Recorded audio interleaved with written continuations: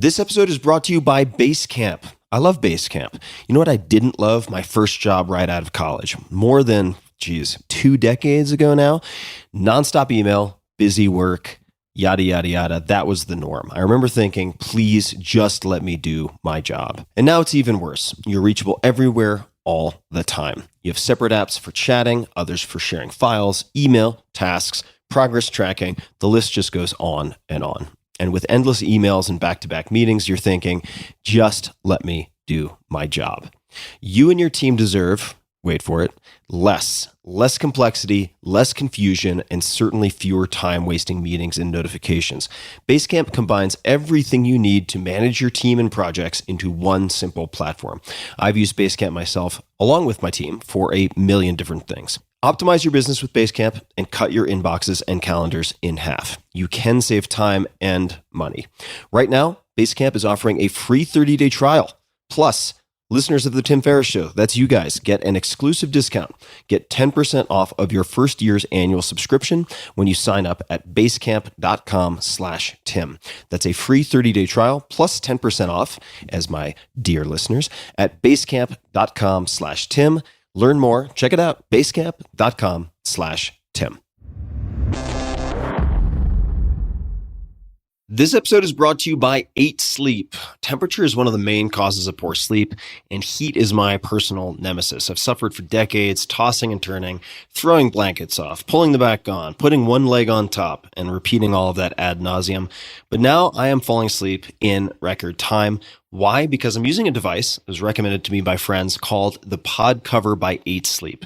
The Pod Cover fits on any mattress and allows you to adjust the temperature of your sleeping environment, providing the optimal temperature that gets you the best night's sleep.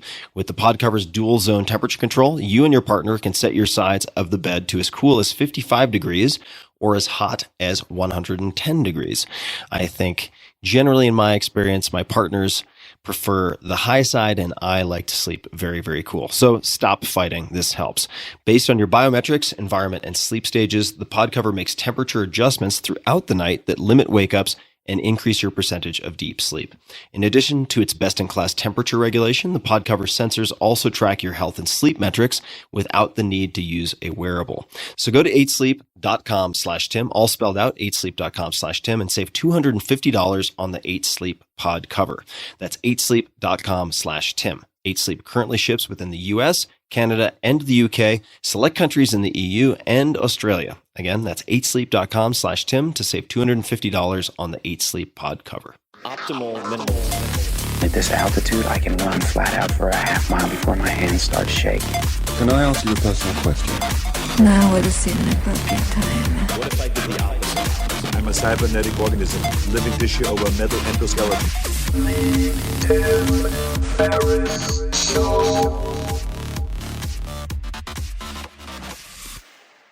Just a quick preface before we get started. John and I got into the weeds. We got deep in the weeds very quickly and started to discuss how specific words shape our thinking and consequently our behavior in the West. So we got into language, and quickly that led to a discussion of how, say, subjective, objective, that distinction did not exist for a very long time, arguably for the majority of the history of humankind, and so on and so forth. But it was very dense, so we took that section. It's around 10 minutes long, and we moved that to the very end. It is good. I think it's super interesting, but because of its density, we moved it to the very end of the interview. So when we wrap, if you want to hear that, just stick around for an extra 30 seconds, and it'll start back up. And enjoy. Hello, ladies and germs. This is Tim Ferriss. Welcome to another episode of The Tim Ferriss Show. I'm going to keep my preamble short because I would like to get into the meat and potatoes of this conversation that I've been looking forward to. My guest today is John Vervaeke on Twitter. You can find him at Vervaeke_. John, he is a professor of psychology and cognitive science at the University of Toronto. He currently teaches courses on thinking and reasoning with an emphasis on cognitive development, intelligence, rationality, mindfulness, and the psychology of wisdom. Vervaeke is the director of UToronto's Consciousness and Wisdom Studies Laboratory and its Cognitive Science program, where he teaches Introduction to Cognitive Science and the Cognitive Science of Consciousness, emphasizing the 4E model, which I'm sure we will get into, which contends that cognition and consciousness are embodied, embedded, enacted, and extended beyond the brain. Vervaeke has taught courses on Buddhism and cognitive science in the Buddhism, Psychology, and Mental Health program for 15 years.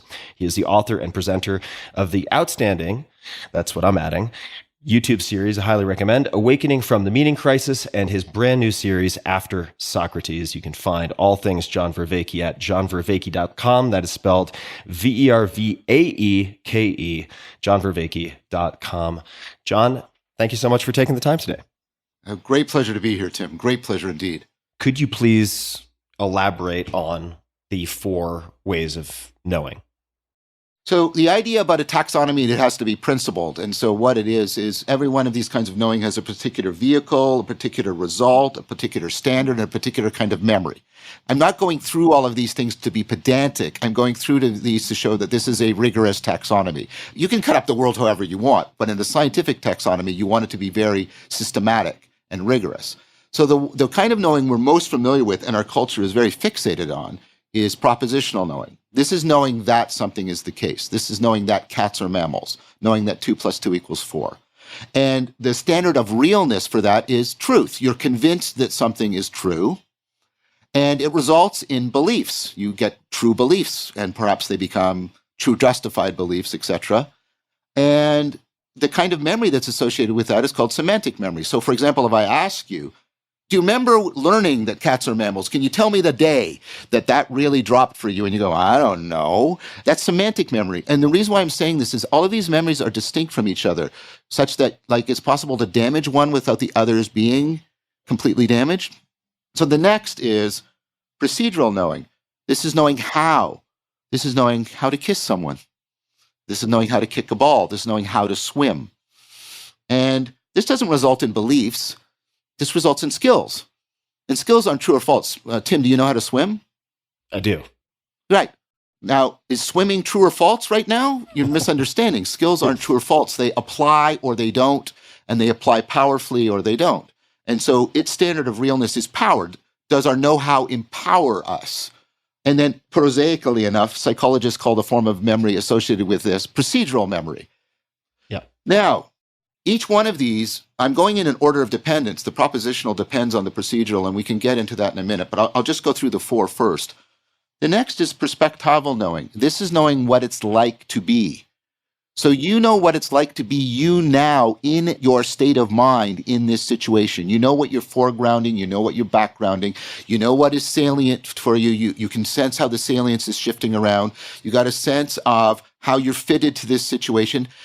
And this doesn't result in skills or beliefs, it results in perspectives. And you know how to take perspectives, and you know what the difference between perspectives are, and how valuable it is to have multi-perspectives on a situation. And sometimes in order to solve a problem, you shift to a different perspective. So perspectives aren't true or false, they're not powerful or not. Their standard of realness is presence. How present are you in the situation? And in fact, when people do VR work, they look for this. How much do people feel like they're in the game, right? That's the perspectival knowing, right? That they're really situated in it, that they really belong to it, et cetera, et cetera. And this has its own kind of memory called episodic memory. So I can ask you perhaps, do you remember what you did on your last birthday? And the answer is yes. And what you'll do is you'll remember a particular perspective you had on a particular situation and your state of mind in that situation. That's your episodic memory.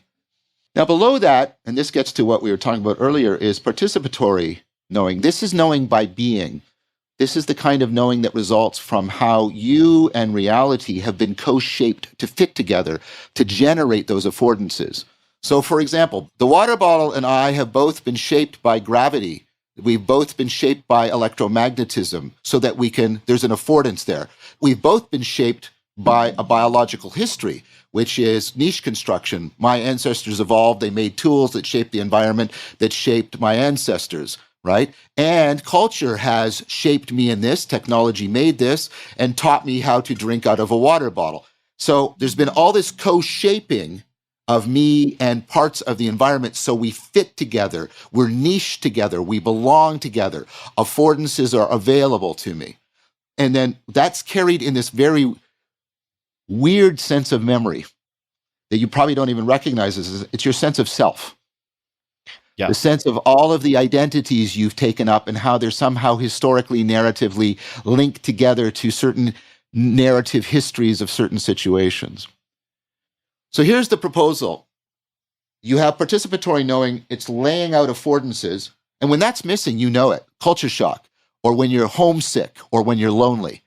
Could you just define affordances? The affordances are real relations for how you can interact with the object and how that object is available to you. So this affords graspability. The water bottle is graspable. That's an affordance, a real relation of fittedness. So me and the water bottle belong together. It makes itself available for certain interactions, and I can shape myself to interact with it powerfully and appropriately. Did that work as an explanation? It did work. Could you perhaps give an example of an affordance that would come into play with culture shock? So an affordance would come into play with culture shock is there are certain affordances about how you and other people relate that tell you when a conversation is available to you, when there's an affordance for conversation. And notice that most of this is unconscious for you. Notice even within your own culture. So Tim, how close should you stand to somebody at a funeral? You know, I was just thinking about the body spacing because I was just in Japan where it's very, very different. I couldn't give you a discrete number, but there's probably a feeling associated with it where it goes from comfortable to uncomfortable. Right. And you've got that sense of, and it wasn't working in Japan. Very different. And so that way of connecting to people by shaping the literal personal space between you and them was not available to you. That affordance wasn't there. Yeah, that makes sense. Okay. So the affordances are here, and then the perspectival knowing makes certain affordances salient to me, grabbing my attention, arousing my metabolism. The floor is walkable for me right now, but I don't need to walk right now. So it's not something that I'm paying attention to, right? Yeah. But I bring it into my situational awareness with the perspectival knowing. That situational awareness tells me which skills I should activate, which procedural knowing. And then the procedural knowing puts me into the causal relationships with the world that give me the evidence for my beliefs. So that's all the kinds of knowing. And the point is, outside of the propositional, these other kinds of knowing are built on the way you are coupled to the environment, dynamically coupled to the environment. And therefore, they hearken back to that participation, that contact we were talking about. Right. And I suppose it's this coupling and interaction with the environment on a few different levels, in the sense that you have your sort of skin encapsulated ego and its interaction with what we perceive as external elements. And then you have perhaps those who think of mind and body in this Cartesian dualistic way. You have the interaction of the body with the mind, which in some respects is the entire reason for which the brain evolved in some respects. Let me just come back to semantic memory. Could you give just another example of semantic memory? Because I don't think I grasped that. Like if I ask you, are dogs fishes? And what do you say to me? I say no. That's semantic memory. Did anybody ever sit you down? Do you remember it? Do you have an episodic memory of, I remember when I learned that dogs weren't fishes, right? Yeah. Right? So it's not bound up with your particular perspective on a situation or the state of mind you are in. It is this abstracted fact. And that's what propositions are about. They're about these abstracted facts. Got it. So I've read somewhere, and I can't believe everything I read on the internet, so I'd love for you to fact check this. Is there some interplay between what people experience as flow states and the activation or use of multiple forms of knowing? Or did I just pull that out of the air? No, I have argued for that thesis. So I don't know if that makes it a fact, but I would definitely argue on his behalf. I think, I've published and done work on the flow state. And I think the flow state is an example of, in our experience, a prioritization of the procedural, the perspectival, and the participatory over the propositional. In fact, one of the things people reliably report is that whole propositional processing drops out. Even that narrative nanny, the thing in your head that's like, how am I doing? How do I look? Do people like me? How am I doing? Maybe I should lose some weight. How am I doing? how's my hair, right? That all falls away because this goes to what I was saying a few minutes ago. There's this enlivening, enriching of a sense of contact. One of the defining features of the flow state is people feel at one with their environment. They feel dynamically coupled to it. So that's participatory. They feel at one with it. And the perspectival, everything is super salient. There's an ongoing sense of discovery, almost like insight. And well, I've argued it's an insight cascade. And you're getting super present. And then, of course, the procedurality is you just know how to do it. And it just flows, hence the word. It just flows from you. And what's really important, Tim, is that the flow state is optimal for people. They think they're at their best with good reason, and they'll say it's one of the best experiences they had, one of the most rewarding, even more rewarding than pleasure, right? So much so that asking people how frequently they get into the flow state is a good predictor of their sense of well-being. And so here's the point I want to make about that.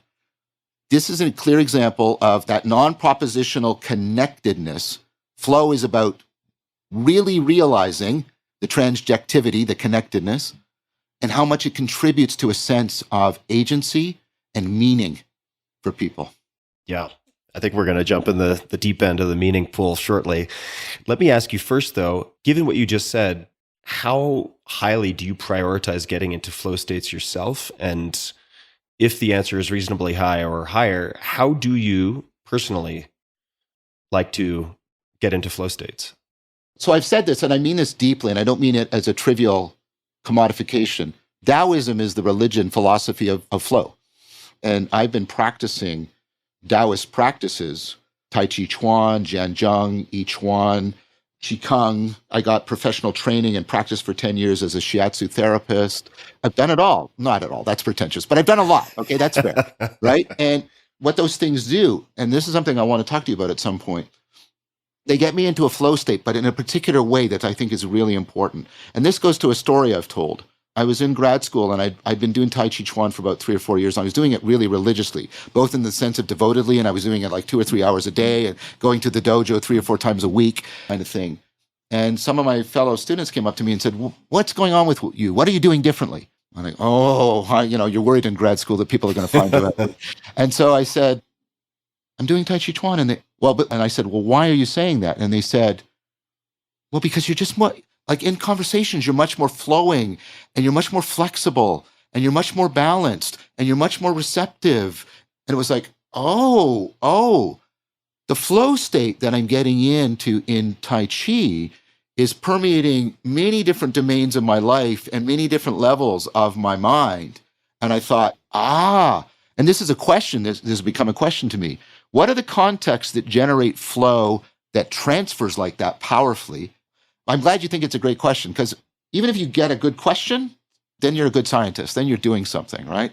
One of the things I think has to do with whether or not the skill or the skill set that's being trained in the particular practice is relatively indispensable in domains other than the situation you're in. Now, ideas about sensory motor movement and balance and coordination and getting the cerebellum and the frontal cortex to talk better to each other, that transfers broadly. We've already got a lot of information, like evidence about that, especially the cerebellum cortex loop. Like even when people are meditating, the cerebellum is firing like crazy because of the cerebellum cortex loop. And so if it does that, then it even shows up in the metaphors. We talk about balancing equations and justice being the balancing of things and scales. And so you want to find a set of skills that has that inbuilt potential. And then what I would want to say is the degree to which there has been a framework built around the situation, a ritual philosophical framework that helps to afford the translation. So around the Tai Chi Chuan, you have Taoism, which gives you this way of framing reality as yin and yang that you can see instantiated in the Tai Chi, but you can also see it prevalent in the world. You set up the possibility with this framework for the resonance. So people who get trapped, and I'm not saying that all video games trap people, but the ones that suffer from video game addiction, they get the problem that they flow in a world that does not have a framework around it, does not tap into those generally transferable skills. And so they find the external world depressing because of its absence of flow potential. That drives them into the game where they flow, and then you get the vicious cycle that gets you into the addiction. So I think there's something about, are the kinds of skills that are being brought into the flow state, do they have this domain general power? And is there a framework around it that helps people set up these patterns of resonance between what they're doing in the practice and how they're seeing the world and encountering it? Yeah, it makes a lot of sense to me. If there is some overarching philosophical framework or religious framework for that matter, within which you're practicing a given skill, there's a broader context that then extends whatever you're honing in this specific situation to other domains. And it makes me think actually of a friend of mine. His name is Josh Waitzkin. He was the basis for Searching for Bobby Fischer, the book and the movie. Of course, very, very high level chess player. But he talks a lot. He no longer plays chess. He does a million other things. He was actually world champion in Tai Chi push hands. And what I find I shouldn't say most interesting, he's a lovely, deeply soulful guy. So it's not that I'm looking at him as a sort of instrument of learning mastery, but he is able to take concepts from all these different disciplines and apply them in transfers to all of these other things. So for instance, in chess, he talks a lot about practicing the macro in the micro, or learning the macro from the micro. Yes. So he'll say, chess people, often novices will say practice openings, but that's kind of like copying from the teacher's answer book.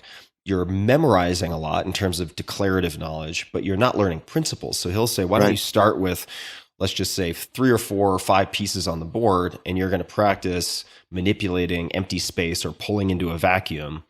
And lo and behold, a lot of those same principles transferred over to Tai Chi. And then he took principles from Tai Chi and moved them over into foil boarding.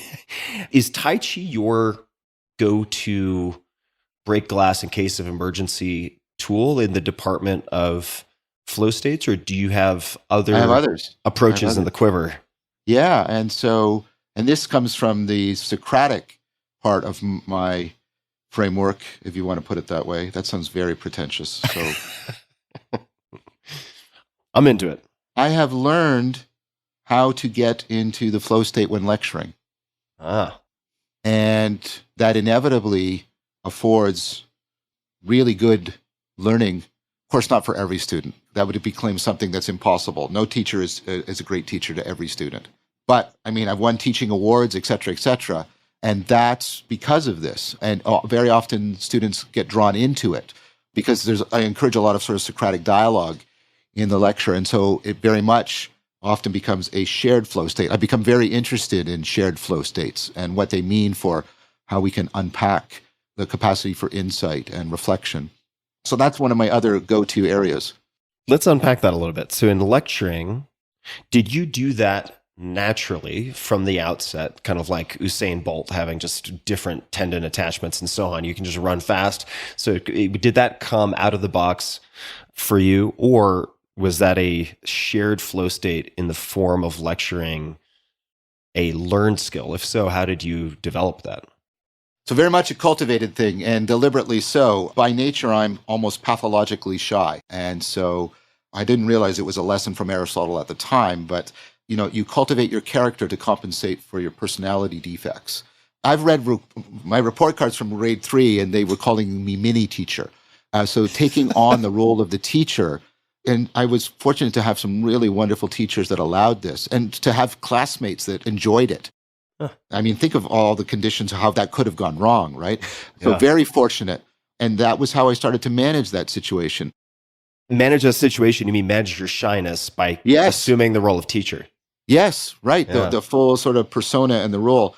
So Tim, if this is close enough to teaching, and I don't mean to put you in the role of a student, I'm not saying that, but it's close enough, it's in proximity for transfer. Oh, I'm a student.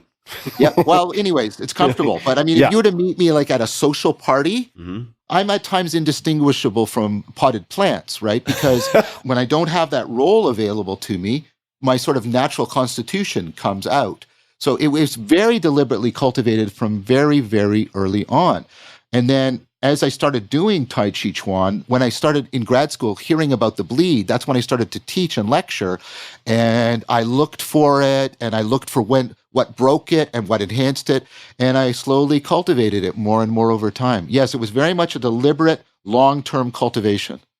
What enhances it? Because you take, let's just grab an example out of the air.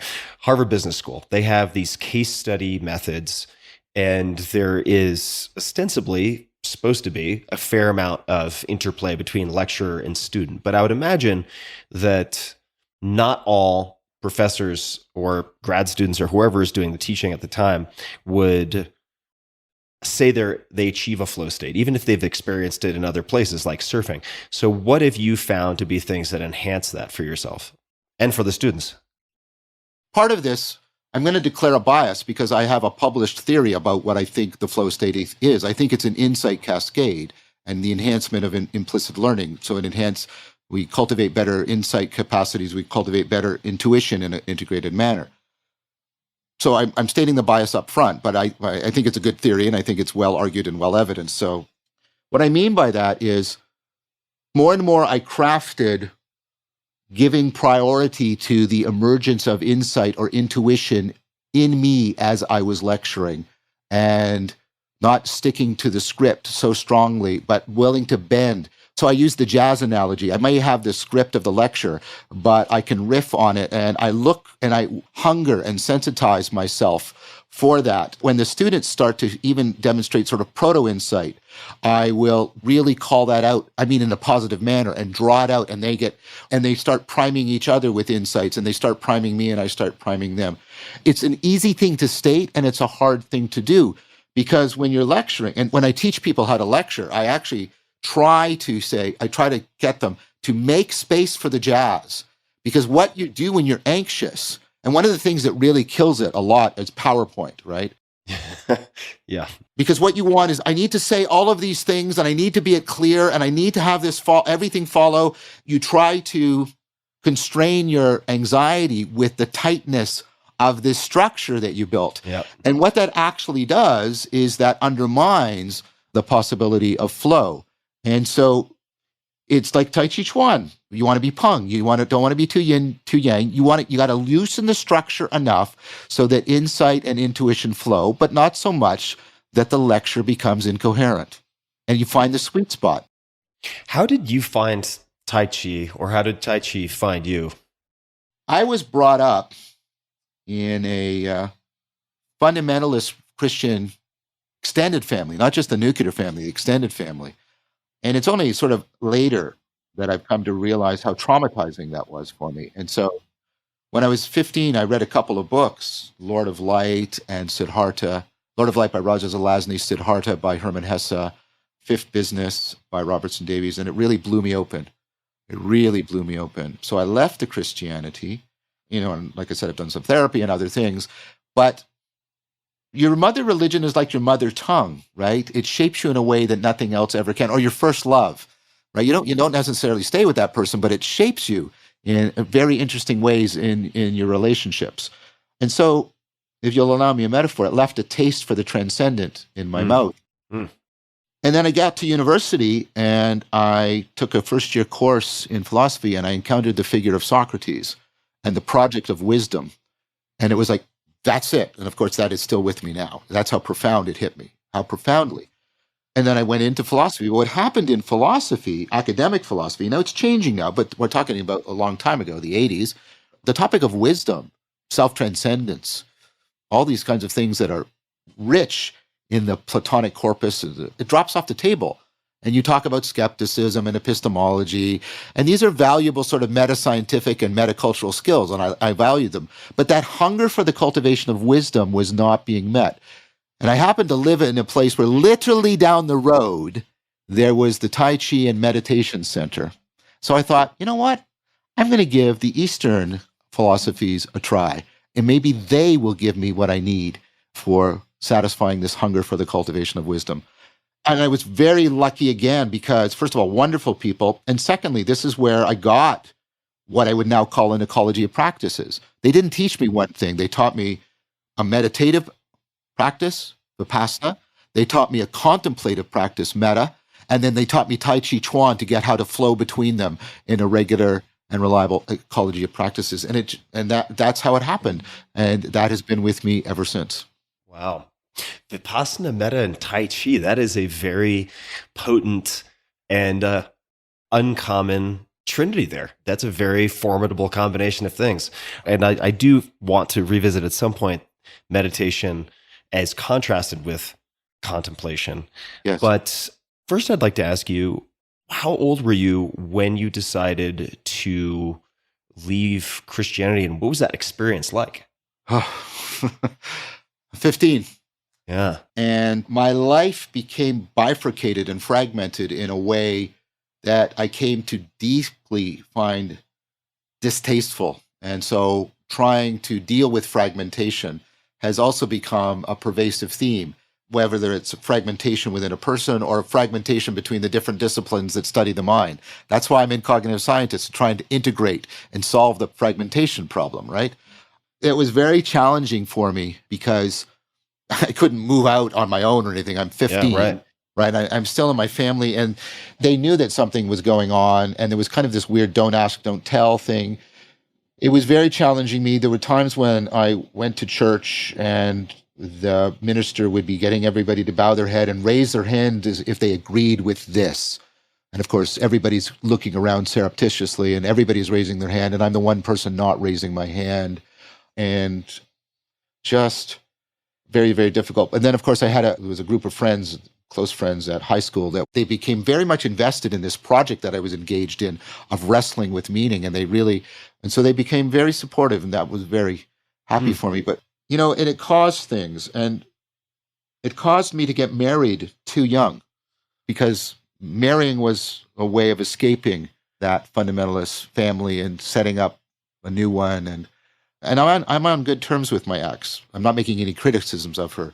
I'm just saying we got married, I think, too young because we were both escaping that. That's a good reason for forming a company together for a while, like, the Fellowship of the Ring or something. We're both going to leave fundamentalism together. We're going to help. But it's not the basis for a long-term marriage, right? It's not. And of course, you don't know this at the time. The ways in which, I was foolish around this are significant. But I was wrestling with a lot of stuff. I was wrestling with a profound kind of depression. I used to call it the black burning in my chest because of that hole, like I said. I can imagine. But also, like I said, that there was trauma. There's instances like from when I was still in it as a kid that were absolutely traumatic to me. Like I came home one day and I lived within walking distance of the school, and there was always somebody in the home just because of the way it was a small home. We were a poor family. There was kids, and my mom was mostly a housewife. I came home once, and there was nobody there. And I was absolutely convinced to my bones that the rapture had occurred. All my family had been taken away. I was too sinful. I was left behind, and the Antichrist and his minions were coming for me. This is like I'm 10. And then another one. I used to read the Bible every day. And I'm glad I have, by the way. Biblical literacy is a really important part of cultural literacy. I don't begrudge that. And the Bible still is deeply meaningful to me. But I read this passage in the New Testament where, and in multiple places, they talk about the unforgivable sin, the sin that can never be forgiven, no matter how much you pray about it. And I was terrified. And I thought, have I committed, again, I think I was like 12, have I committed the unforgivable sin? And I got and is thinking that the unforgivable sin, and my mother could tell I was getting I was getting deeply distressed. And she took me to the minister who was supposed to help me, and he just gave me empty platitudes that even as a 12-year-old, I recognized were completely useless. And I realized he doesn't have an answer to this. He pretended he spoke with the confidence of but there was no answer forthcoming. And it was just that kind of trauma. And these are just a couple instances of many. And again, I am not villainizing my mom or my dad or my family. I love them. My mom and my dad are both dead. I love my extended family. But this is when I stepped out of that now came to the fore.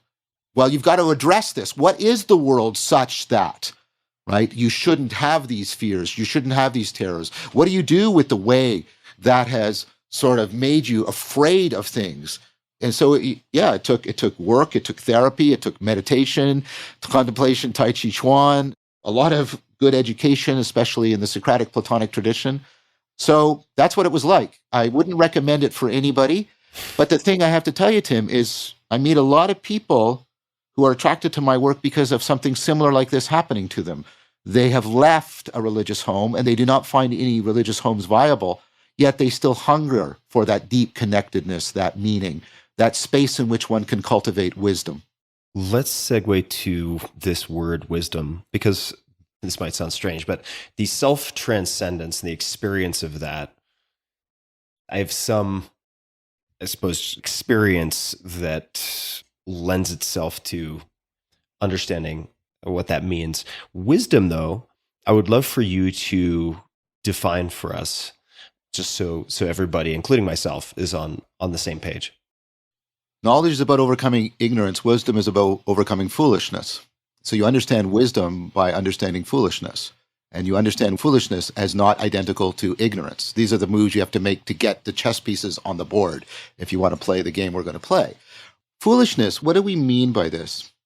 And this is an idea that's born in the Axial Revolution, this specific notion of foolishness. But it's this idea, and I think 4E Sci bears it out. I argue about it, I publish about it.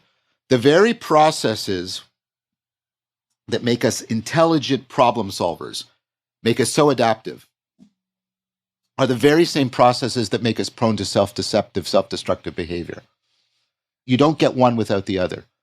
So you use your intelligence to solve problems, but you use rationality and wisdom to deal with the self-deception that emerges as you're trying to solve your problems.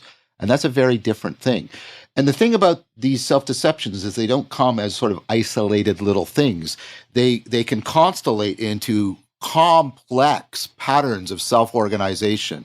The confirmation bias can strengthen egocentrism, which can strengthen the degree to which you engage in a kind of narrow framing of situations, which can then feed back into the confirmation. And we've published on this, right? You get these massively complex, the dynamical, complex self-organization of your cognition is hijacked by self-deceptive processes, and they form these systems that are also complex and adaptive and hard to intervene on.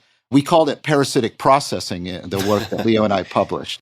John, would you mind giving an example? Because there are people listening, I'm sure a lot of people listening, who pride themselves on being good problem solvers, having strong analytical minds, and they're like, yeah, I don't see how that automatically begets, not automatically, but how that would beget delusion, self-deception. Would you mind giving an example, real or hypothetical? Well, let's use a chess example. Okay. Here's the problem facing you in chess. You can't actually check all the possible alternative pathways for playing a chess game. The number of alternative pathways is greater than the number of atomic particles in the universe.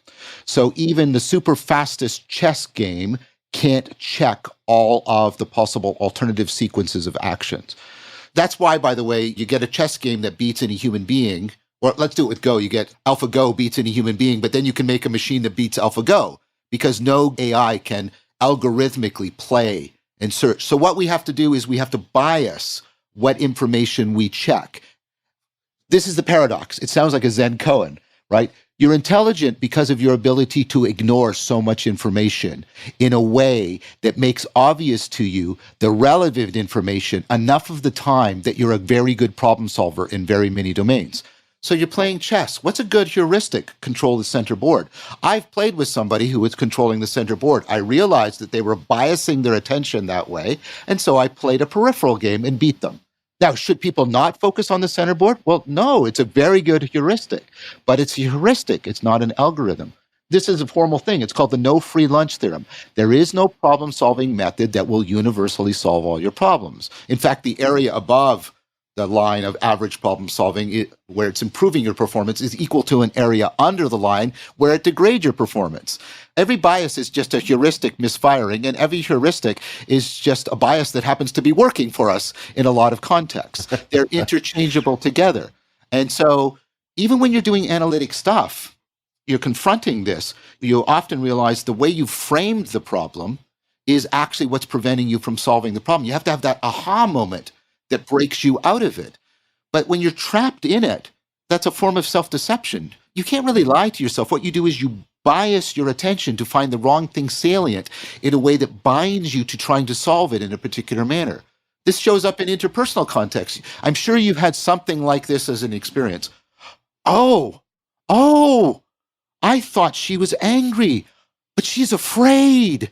She's afraid, not angry. I've been going at this all wrong. Yeah. But that doesn't mean that sometimes people aren't angry at you and you shouldn't see them as angry at you, right? Right? And so, pure logic. You're going in to do a logic class. This is from my history, and a lot of people will back me up on this. For a while, what you're doing is you're practicing doing all the machinery of the transformations and the logic trees and all the derivations, and you just got to practice that. And then you realize, but I'm still not getting, I'm still only getting B's and lower A's. Like, what's going on? And you keep getting docked, not on the logic, but how you translated natural language into the logic, for which there is no logical procedure.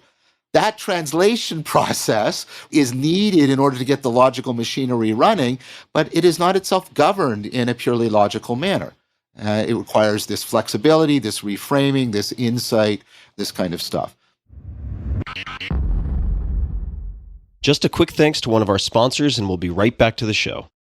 This episode is brought to you by Wealthfront. There is a lot happening in the U.S. and global economies right now. A lot.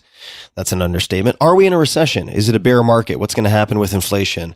So many questions, so few answers. I can't tell the future. Nobody can, but I can tell you about a great place to earn more on your savings, and that's Wealthfront. Wealthfront is an app that helps you save and invest your money. Right now, you can earn 4.05% APY. That's the annual percentage yield with the Wealthfront Cash account. That's more than 12 times more interest than if you left your money in a savings account at the average bank, according to FDIC.gov. It takes just a few minutes to sign up, and then you'll immediately start earning 4.05% interest on your savings. And when you open an account today, you'll get an extra $50 bonus with a deposit of $500 or more. Visit wealthfront.com/Tim to get started. There are already nearly 500,000 people using Wealthfront to save more, earn more, and build long-term wealth. So why wait? You can earn 4.05% on your cash today.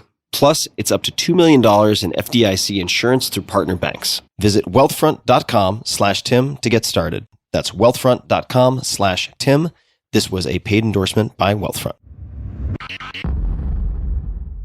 I wanted to invoke a word you mentioned in passing with respect to flow states in lectures, which was intuition. And Sure. So I wanted to loop that in to ask, well, we could pick and choose. This is interviewee's choice. So one would be, how do you think about intuition versus logic when it comes to problem solving or searching for meaning or finding meaning?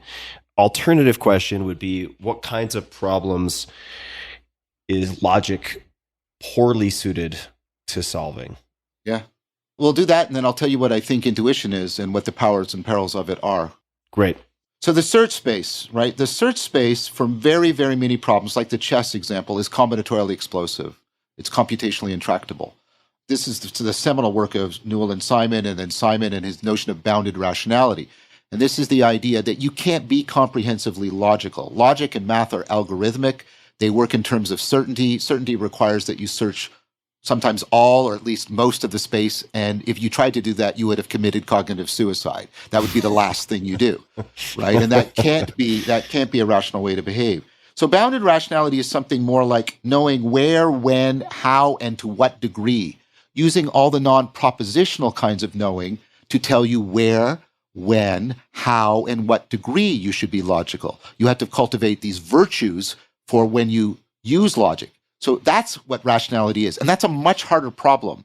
When should I be logical? And so you have to ask yourself, if I formulate the problem such that the search space could be searched in a relatively exhaustive fashion, and there are algorithms that work that. How many people are present in this conversation? There's an algorithm counting 2, 1, 2, we're done. There, that worked. There was nothing wrong with doing that, right? But if you try to say, I want to count all the numbers of possible conversations we could have, and thereby try to figure out invariant principles about through all conversations, it's like, well, what's a conversation? And I've been in many ones, and there's good ones and there's bad ones, but the good ones, they're sort of the same. They're similar to each other. And the problem with similarity, and this is now the main argument, is if you try to be logical about similarity, you're doomed. What do you mean by logical about similarity? This is an argument made by Nelson Goodman. What a great name for a philosopher, Nelson Goodman. Outstanding. 1972. And the argument goes like this. So identity is to share all properties. Similarity is to share a lot of properties, but not share all properties. Kind of the same, as Sesame Street used to say, right? So he said, pick up any two objects and you'll find that there's an indefinitely large number of properties they share. So a plum and a lawnmower, they both have curved surfaces. They're both shiny. They're both found in North America. Both contain carbon. Both weigh more than a paperclip. Neither one is a particularly good weapon. How many true things can I say that apply to both those? Indefinitely large. Indefinitely large. Right, and that's the case for anything. So if you try to have a logic of similarity, it won't help you sort the world at all. So what people rely on is psychological similarity, which is they say to you things like, but none of those properties, and here's the key term, none of those properties are the relevant properties. Those aren't the important ones. And of course, relevance and importance are not features of a proposition. The same proposition can be relevant 1 minute and irrelevant the next. This is actually a formal argument by Jerry Fodor and others. Relevance is not a logical property if what we mean by logical properties are syntactic relations within propositions and implication relations between them. You can't capture relevance with those syntactic relations, and therefore you can't do a logic of similarity. Maybe this is a good place. You can chastise me if it isn't, but to bring in and define intuition and the powers and perils thereof. And to the extent that you could maybe share how you harness the powers and avoid the perils personally, I think that would make it easy to grasp for folks, myself included. I'm deeply influenced by two things. Csikszentmihalyi's work on flow and Hogarth's work, Educating Intuition. And he makes a proposal. I think this is the best proposal I've heard. So if we're doing inference to the best explanation, it's the best explanation. So we've had a robust research program from the late 60s, starting with Arthur Reber, for what's called implicit learning. So I'm sorry, I need a minute to sort of describe the experimental paradigm for this. Sure. So what you do is you create an artificial grammar for how you're allowed to string numbers and letters together. Like the grammar might have the rule, you can't have two odd numbers beside each other, you can't have two vowels beside each other, you can't have more than 4 consonants in a row or something like this. And you make these, by completely arbitrary artificial grammar, you make these number letter strings that are 9 or 12 long. So you can't hold them easily in working memory or anything like that. And so what you do is you give people, you say, this is one, not quite this fast, but I'm just doing it, right? You hold up these strings and you get people to look at them. And there's various modifications. Sometimes you give feedback, but that's just the basic paradigm. So you're not giving them the rules in advance. Is that correct? No. So this is purely deductive. You're just giving them examples and saying this is... Well, I'm going to say it's not deductive, but... it's not? Okay. They're purely just doing this. Okay. And I'll say what I think it is in a minute. Mm-hmm. Okay, so, and I'll say why it's not deductive because of an experimental variation. Okay. So I'm not just going to swipe that aside. I'm going to address your point. Okay, so you do this and you do this and you do this and you do this. And then what you do is you say, now I'm going to give you a bunch of strings. And what you do is some of those strings are new. They haven't appeared yet, but they're generated by the same artificial grammar, right? And then some are generated by a completely alternative or even randomly generated. And then you present them to people and you say, which of these new strings belongs with the old ones? And people reliably score well above chance on this. Well above chance. So what people have is the capacity, without explicit awareness or deliberate effort, they can pick up on very complex patterns. Now, why isn't it deduction? Because if you do the following and you say, I'm going to give you the strings and I want you to figure out the rules that are generating the strings, their performance degrades and they actually fall below chance. They get really worse. They get all tangled up in themselves. Yes. So what Hogarth proposes is that intuition is a result of implicit learning. You're picking up on very complex patterns without explicit awareness or deliberate effort. You know how close to stand to somebody at a funeral. But it depends on their status, their closeness to the person, their emotional state, how you're feeling. It depends on all of these variables, but it depends on what part of the funeral it is. It depends on potential religious, like there's all these variables and they're interacting in complex dynamic ways. And you've picked that up and you don't know how you've picked it up. You don't know where and when. So you just get the intuition. I should stand this close. And you do it. And you're right. Now, what's the peril of this? So that's its power. You pick up on complex patterns. And you don't do it deductively. And I gave you the evidence for that. So what's the peril with this? And this is Hogarth's work, and I think it's powerful. Implicit learning doesn't care what patterns it picks up. Right. It doesn't distinguish real causal patterns from correlational patterns.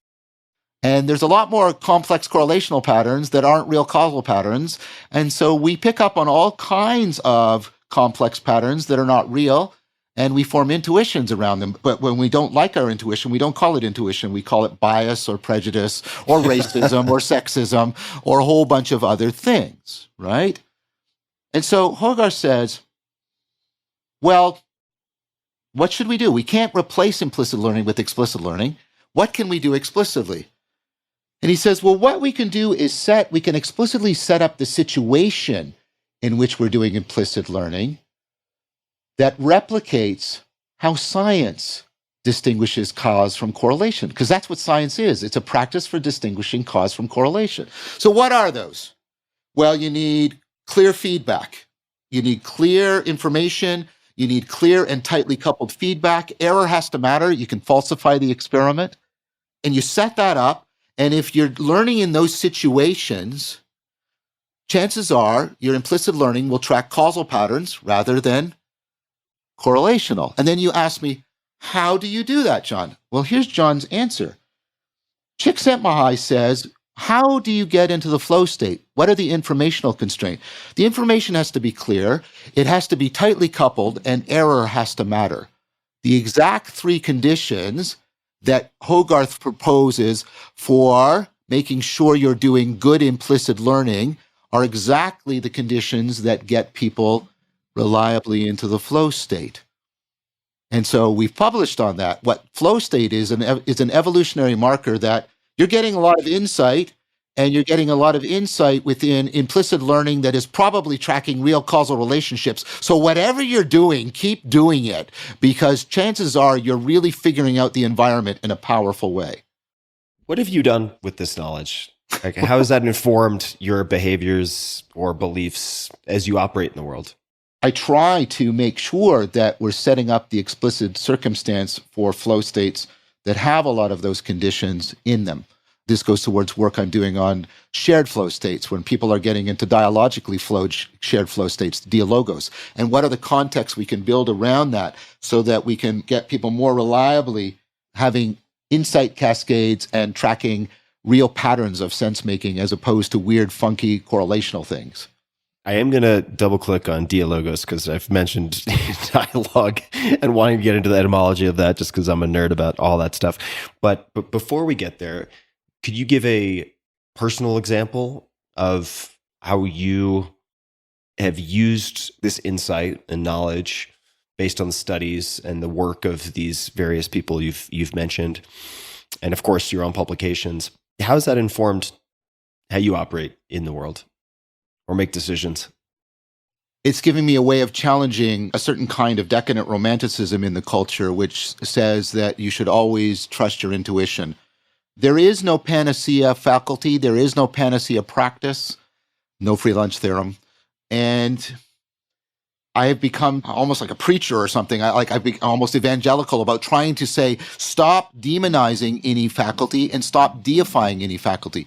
Your intuition will lead you as much wrong as your reason, as much wrong as your emotions, as much wrong as whatever, as much wrong as your logic. Logic does not tell you how to go from a weaker logic to a stronger logic. I can do all the possible manipulations within predicate logic, and it won't get me to modal logic. I have to do something outside of that to actually increase my logical competence. So there's no panacea. There's no panacea. So that has become, I have taken that up as a theme, and I do it for myself. So this is why I advocate very strongly for, and I was fortunate to be taught, an ecology of practices. I practice a bunch of practices that have complementary strengths and weaknesses that are constantly checking each other and calling each other out and constraining each other and pointing out errors in each other, like an ecology. You know how you have the checks and balances in a biological ecosystem. That is how it had a huge impact on how I try to cultivate wisdom and virtue and how I recommend to others how they should do it. I strongly advocate for practicing an ecology of practices that is well designed, and what are some of the design principles for a good ecology of practices. And then I feed that back into my own practices and how I try to teach other people. All right. So I would love to know what questions you have asked yourself to improve your ability to spot spurious, or at the very least unhelpful, forms of pattern recognition, right? So the intuition we want to avoid, and how you've done that, because I've observed certainly, and I'm sure you have, and I'm sure I do it in my own way, people who are very methodical about testing in some scientific empirical fashion causality and, say, engineering. So they're doing split testing in their job as an engineer, and then as soon as they jump into the world of, say, nutrition or fill in the blank, it all falls apart, and they just seem to founder in spotting all these sort of correlations that they turn into causation in a really kind of sloppy way. And I'm sure I do it as well. So how have you improved your ability to spot that? I don't want to in any way try to convey that I don't fall prey to this. How have I tried to address it is how I'll frame the question you've asked. Perfect. Okay. And so, first of all, that issue that we were talking about earlier, how pervasively does your practice transfer to multiple domains and to multiple levels of your psyche? How much does it engage the non-propositional kinds of knowing? How much is it engaging the ability to metacognitively shift between perspectives, etc., for exactly that reason? Secondly, it's not the questions you answer, it's practices you do at length for a considerable amount of time. I practiced, first of all, I practiced it very explicitly for like 2 or 3 years. And, and this overlaps significantly with Stoicism, right? Mm-hmm. I practice active open-mindedness. I'm a cognitive scientist. Learn about the biases. And this is how you get into it. Learn about the biases and first spot them in other people. You'll be astonishingly good at that. Oh, confirmation bias, my side bias, blah, blah, blah, blah. You're really good at fundamental attribution error. You're really good at it with other people, right? And get sort of like, allow yourself to be sort of overconfident a bit. And then practice the second stage, which is try to note every day a bias in your own and actively counteract it. Oh, wait, this is a confirmation bias. Where would I look for evidence that could disconfirm this? Or who could I talk to who would challenge me on this? You have to practice it. It's not about getting a rule or a technique of question. It's about developing a deeply ingrained habit that helps to work. And then, and in concert with this, and this is also from Stoicism, Stoicism is the philosophy, religion of internalizing Socrates. And, practicing internalizing Socrates. This is Antisthenes. Am I getting that pronunciation right? Exactly. Right. Now, what did you learn from Socrates? I learned how to dialogue with myself, but he didn't mean the way we all talk to ourselves in our head all day long.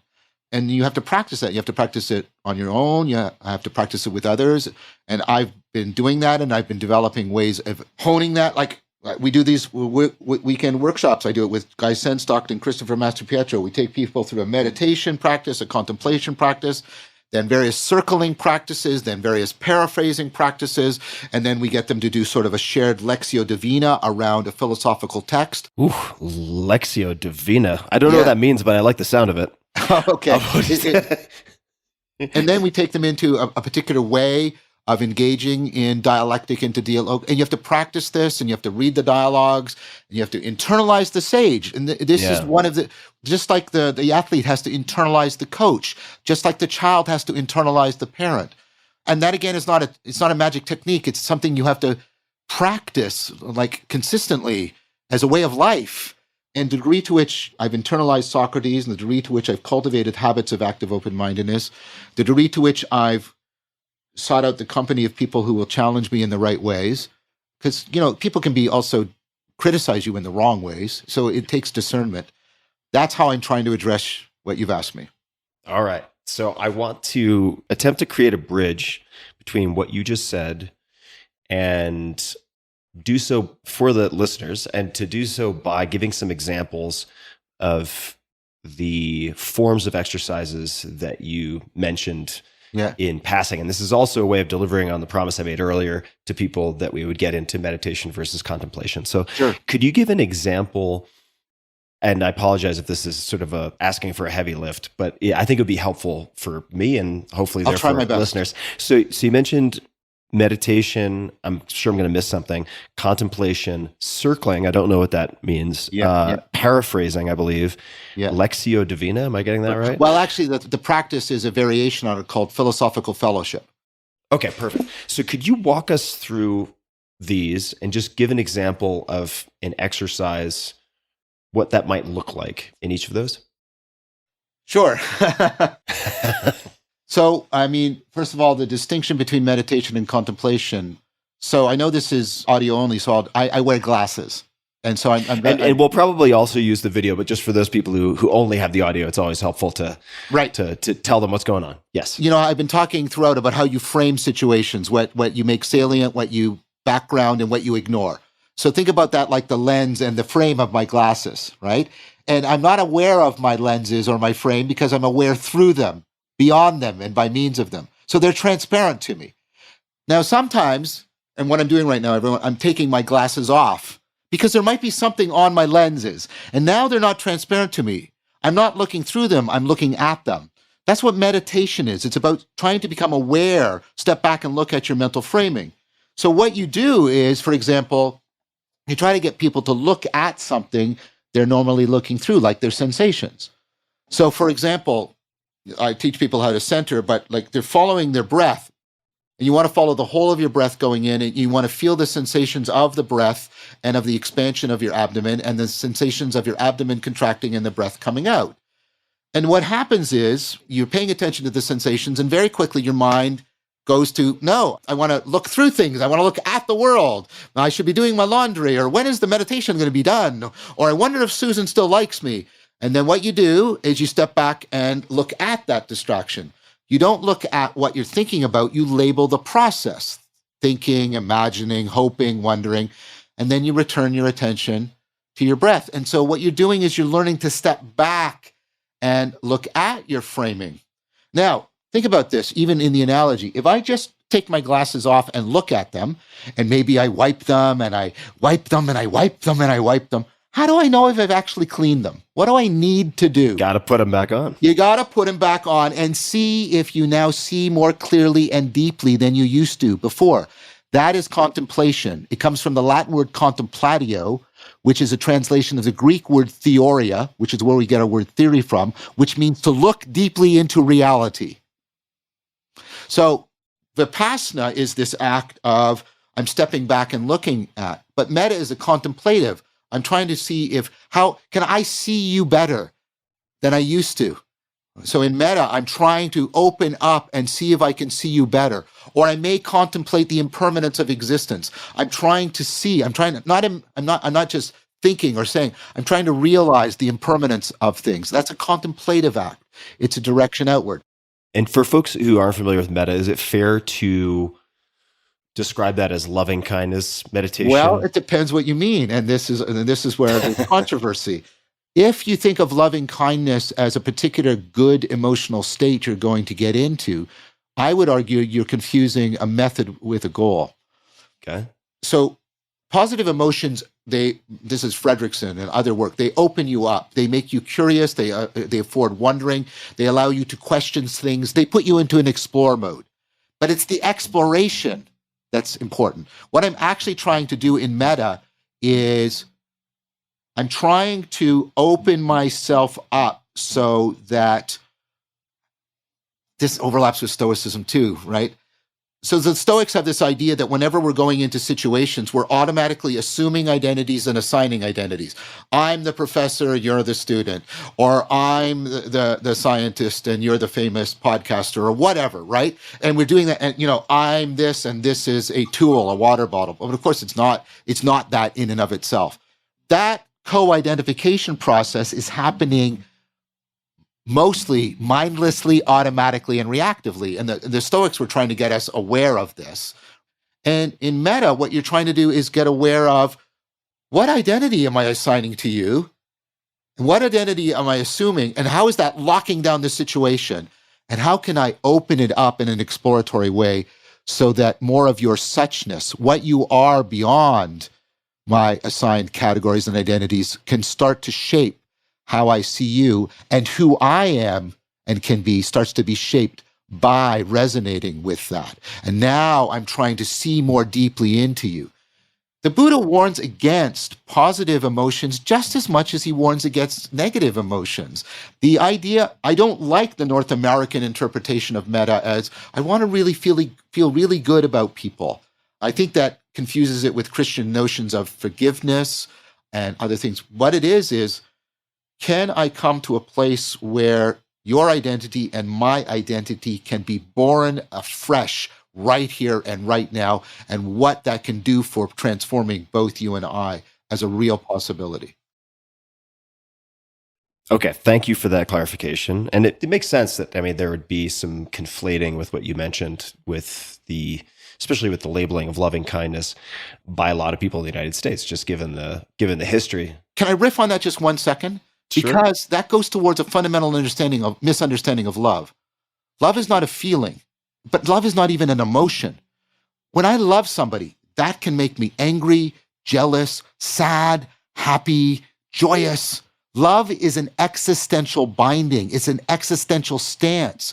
It's a commitment to this co-identification process, and it being something by which each of us can bring out the good and cultivate deeper personhood for each other. Love isn't an emotion, and it isn't a feeling. So thinking that loving kindness is cultivating a particular emotion is not only mistaking the Buddhist idea, it's just misunderstanding what love is.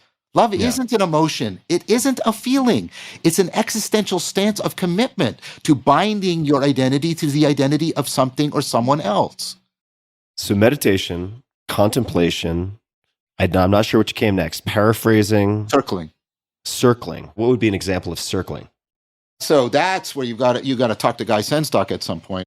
Circling is this practice, and the best way I could describe it, and there's a lot of exercises and skills you have to build to do the practice well. So I don't want people to misunderstand. I'm just talking for simplicity, right? I'm not giving you the full secret sauce or something like that. The best way to describe it is, how can you and I get into, what stereoscopic vision is? The left and right visual fields, and they integrate so you get depth. So I want stereoscopic mindfulness. And what does that mean?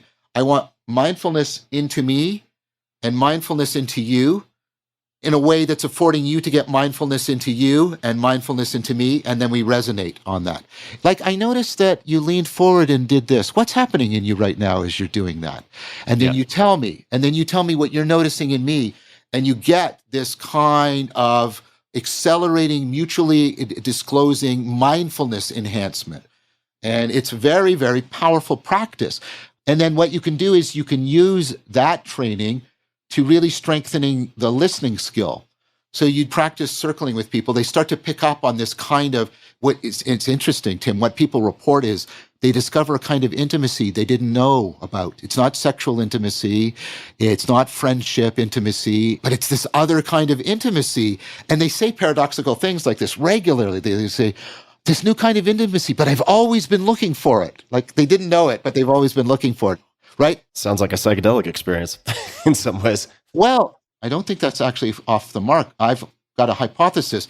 You're doing circling with multiple people, and you're having to do this multiple switching of perspectives and inhabiting and indwelling of other people and letting them indwell you.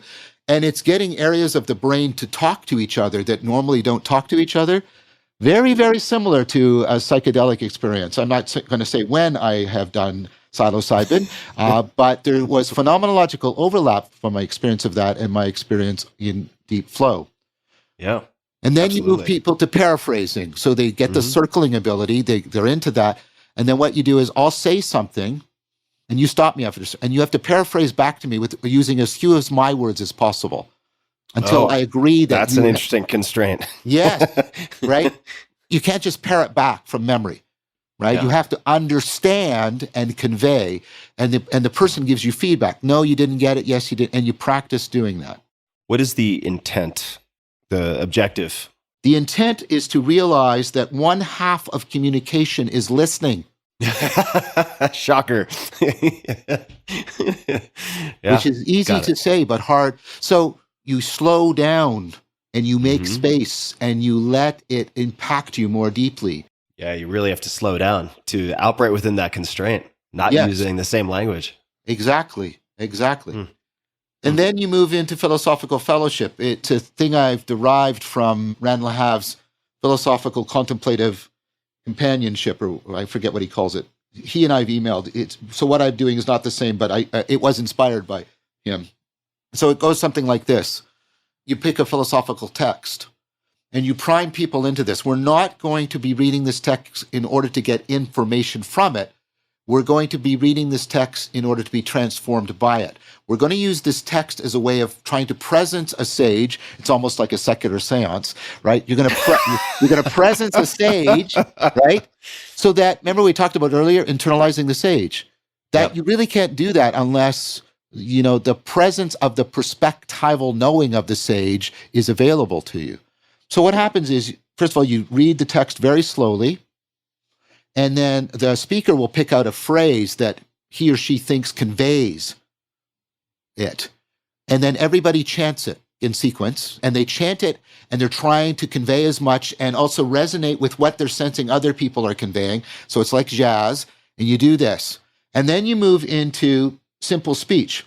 Everybody is allowed to say no more than 3 sentences about what is being provoked, invoked, and evoked in their interaction with the text.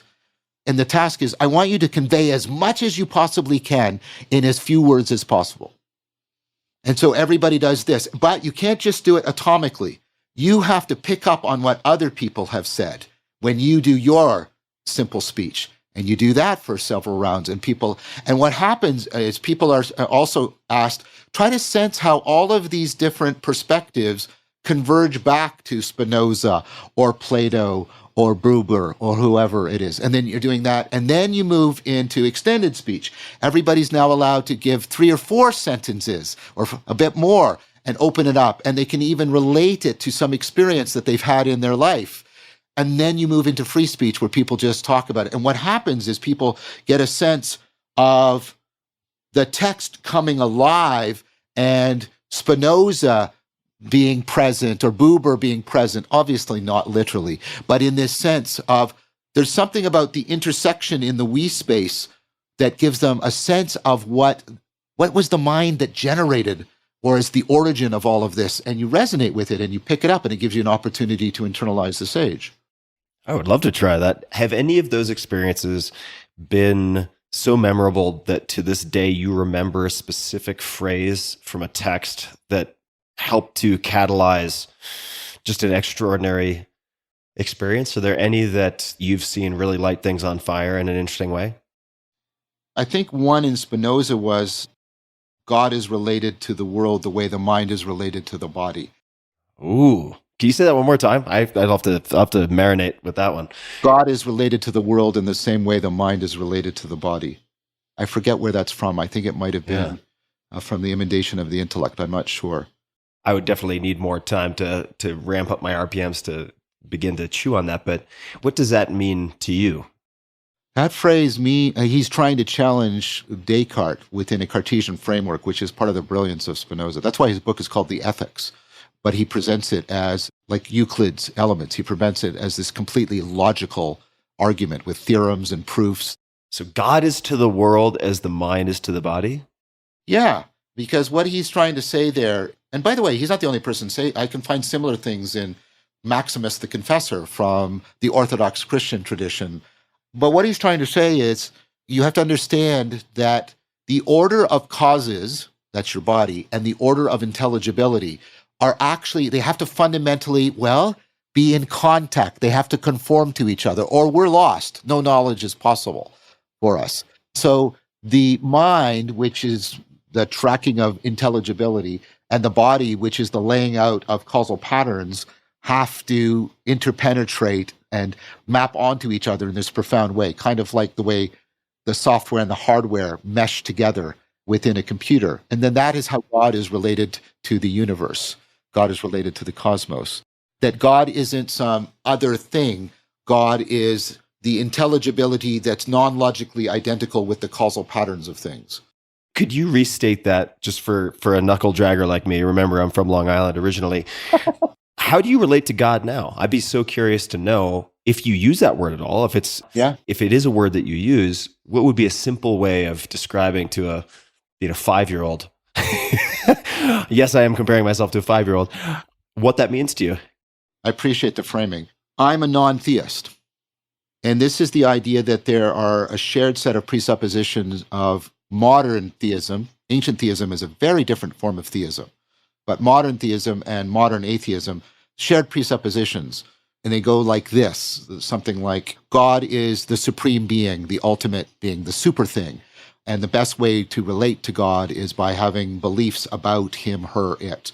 And that sacredness is to have true beliefs about this super being and to govern your life accordingly. And the theist and the atheist both agree to that definition, and the theist says yes, and the atheist says no. And the non-theist says, I reject all of those presuppositions.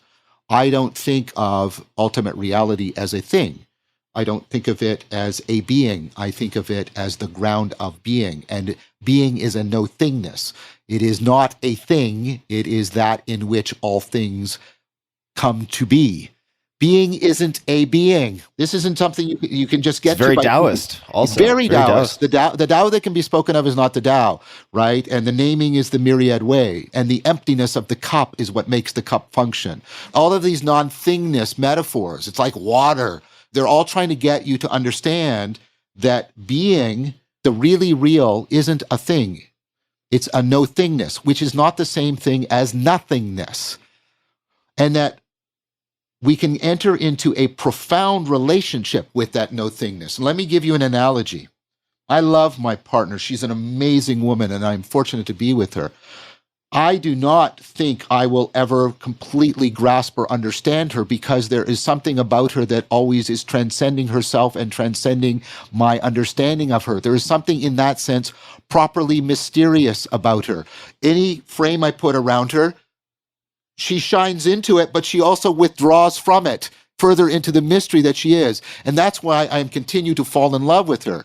And so that mystery of no-thingness is something into which we can fall deeply in love. The no-thingness in me. For example, what's the no-thingness in you? Every time you step back, remember the glasses, and look at yourself, there I am. James makes this move, other people, William James, other people. That's the observed self, but that's never the observing self. The observing self can never be brought into view. That is not anything that can be seen by you. It is that which makes any seeable thing seeable to you, right? There's a no-thingness in you. And that no-thingness in you can come into deep resonance with the no-thingness of ultimate reality such that you fall in love with it. And this is not about belief. This is about deeply coupling so that it discloses itself more and more to you as you are drawn beyond yourself more and more. It's like the way you fall in love with another person. And so you can learn to fall in love with the depths of reality. It's like it is a source of intelligibility that is never exhausted, but it is not itself directly intelligible, because if it is, there would have to be a principle behind it that made it intelligible. It is the principle of intelligibility, so it is not itself intelligible. And that is precisely what makes it sacred. I reciprocally love it, open myself up to it. It is an inexhaustible fount of new intelligibility, new insight, new connectedness, new meaning. And I think that's a proper understanding of sacred that isn't primarily about believing propositions. So I'm a non-theist. And I understand God to be a way of pointing to that. Great. Very, very helpful. And as you're talking about the sacred, and that maybe I'm already losing track of the definition that you just provided, but I'm wondering if Tai Chi, or let me put it in some context, if you experience the sacred, if one of the indicators or precursors of experiencing the sacred is a sense of timelessness, and if that's something that you seek or experience in your sort of ecology of practices, including Tai Chi, I'm wondering if that factors in somehow. Yes, it does. And many traditions sort of do this. Timelessness, and that's the proper meaning of eternity. Eternity doesn't mean everlastingness. It means not bound by time and space, like 2 + 2 = 4, or E = mc squared for that matter. Where is it? Where is it? When is it? Those questions don't make any sense, right? Now, that is a way of bringing you into, because eternity is timeless, spaceless, it's no thingness. It doesn't have a spatial, temporal location like a physical thing. Like, for example, where is E = mc squared? It's everywhere and nowhere. It doesn't make any sense. So the realization of eternity, timelessness, you aptly described it, not unending time, that is a way of opening up to how being is distinct from beings. But you have to make the move. This is Plato. You have to ascend out of the cave, but you also have to return back down into the cave, which is you also have to see that being also is within and includes the beings. The sacred is within everything, but not enclosed by it. It is beyond everything, but not excluded, if that makes any sense. The timelessness is a move. It's dialogical. You come out, and then you come back, and you see. You see the world in a grain of sand and heaven in a wild flower. You hold infinity in the palm of your hand and spend eternity in an hour. That's how you get to the cultivation of wisdom. Part of the reason I asked is that, for instance, I have friends who surf, and Yes, they self-describe or describe their experiences of flow as time stopping or not existing. And they'll also say, the ocean is my church. I just came back from a trip where a mountain guide said, the mountains are my church. And so that, to me, brings up the question of whether one worthwhile pursuit would be trying to find activities that provoke this sense of timelessness to fill the void that was left when religion vacated the premises for so many people in the modern world. I don't know if you have any thoughts on that. I have a lot of thoughts on that. That's a big part of what went on in Awakening from the Meaning Crisis. I think there's a continuum from insight to flow to mystical experiences to higher states of consciousness. And I think you want to expand your cognitive flexibility, your cognitive competence, so that you can experience the whole continuum. And you want to situate it within an ecology of practices that is guarding you against self-deceptive bullshit and all that kind of thing. But those, flow and awe and profound senses of at-one-ment or a sense of non-duality. So I use the term for this sense of connectedness, religio, which is one of the purported possible etymological roots of the word religion. That's what and I think what people are saying is, I got this profound sense of connected to myself and to the depths of reality when I'm in the mountains or when I'm the ocean, right? And, Aquinas called God an ocean of being, and I'm connected to this. And what this does is it gives me a sense of being deeply coupled to what is deeply real within and without. And I think there are ecologies of practices that can do this for people outside of an explicit religious framework.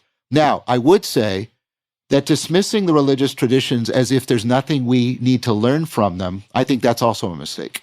I think we should respectfully dialogue with them and learn as much as we can. And I've said this before. If people take from my work a way of how they can return to a religious home, they get more out of Islam, they get more out of Buddhism, they get more out of Christianity, great. I'm not in dispute with that. But I also want to help afford an ecology of practices for the nones, the NONESs, the people who say they have no official religious affiliation for all kinds of reasons. Is there a way for them to find, I'll use the metaphor your friends gave, is there a way for them to find a church or temple or mosque, which they mean a set of practices that gives them that profound religio? Yes, there is. And this is important. The solution to the meaning crisis and nihilism is not to brow people with argument or legislation. It's to enable them to fall in love with the depths of reality within and without and between. Again, that is what we need. Let me ask you, this is going to maybe seem like a non sequitur, but I imagine you have some thoughts. First, as a bit of background, I know many religious people all over the world, and the connective tissue, the pattern that I think I have observed in those who seem to be, and this is a bit of a content, at peace, is, among other things, a strong sense of community. And the specific community I'd like to ask you about are Sufis. One of my most fascinating acquaintances is I don't know if he would call himself a Sufi, but he certainly studies Sufism and is deeply immersed. He lives in the Middle East. What are your thoughts, observations, if any? A couple of things from my biography. When I went to Shiatsu boot camp, I learned Shiatsu, as I said. One of the people teaching was a Sufi master, and huge impact on me. My partner, his father was within the Sufi tradition. They're Persian, and so Sufism, very profound, and a lot of the poetry that they treat, and I mean this as a compliment, not as an insult, they treat the poetry religiously. Hafez and Rumi and other people, and a lot of it is maybe not directly Sufi, but deeply influenced by Sufism. Deeply influenced. And Corban, who has influenced me profoundly around the imaginal, also deeply influenced by Sufism. What was that name? Corban, Henry Corban, Corbin. He's the guy that sort of coined the difference between the imaginary and the imaginal, things like that. And then I do a practice. One of my practices is what I call responsive poesis. Poesis is the Greek word for poetry, but it also means making, the way we make new sense that we didn't have before. And what I'll do is I'll read in a Lectio Divina fashion, this not reading for information, but reading for transformation. I'll read a Sufi poem, and then I'll try and write a poem in response. It's not trying to parody it or parrot it or repeat it. I'm responding to it. It's responsive poesis. Well, it's like the paraphrasing. It's very interesting. Yes, very, very, but not just paraphrasing, but even more. But like, I've really heard you, and now this is how I can respond to what you've said. Yeah, and so the Sufism is really important to me in that sense. Now, you have to be really careful. You don't want to engage in inappropriate cultural appropriation. You don't want to commodify things. You want to receive things as they're given and in respect. But for me, Sufism is important because it represents, well, part of a thesis I've been arguing for, which is Neoplatonism has this tremendous capacity to enter into reciprocal reconstruction with other powerful worldviews, cultural frameworks. It did that with Christianity. It did that with Judaism, Kabbalah. It does it with Islam and Sufism. Sufism is directly, they will even talk about Plotinus. Neoplatonism is also capable of entering into reciprocal reconstruction with science. It did it at the late Renaissance and helped give birth to science, by the way. Kepler and Galileo are deeply influenced by Neoplatonism.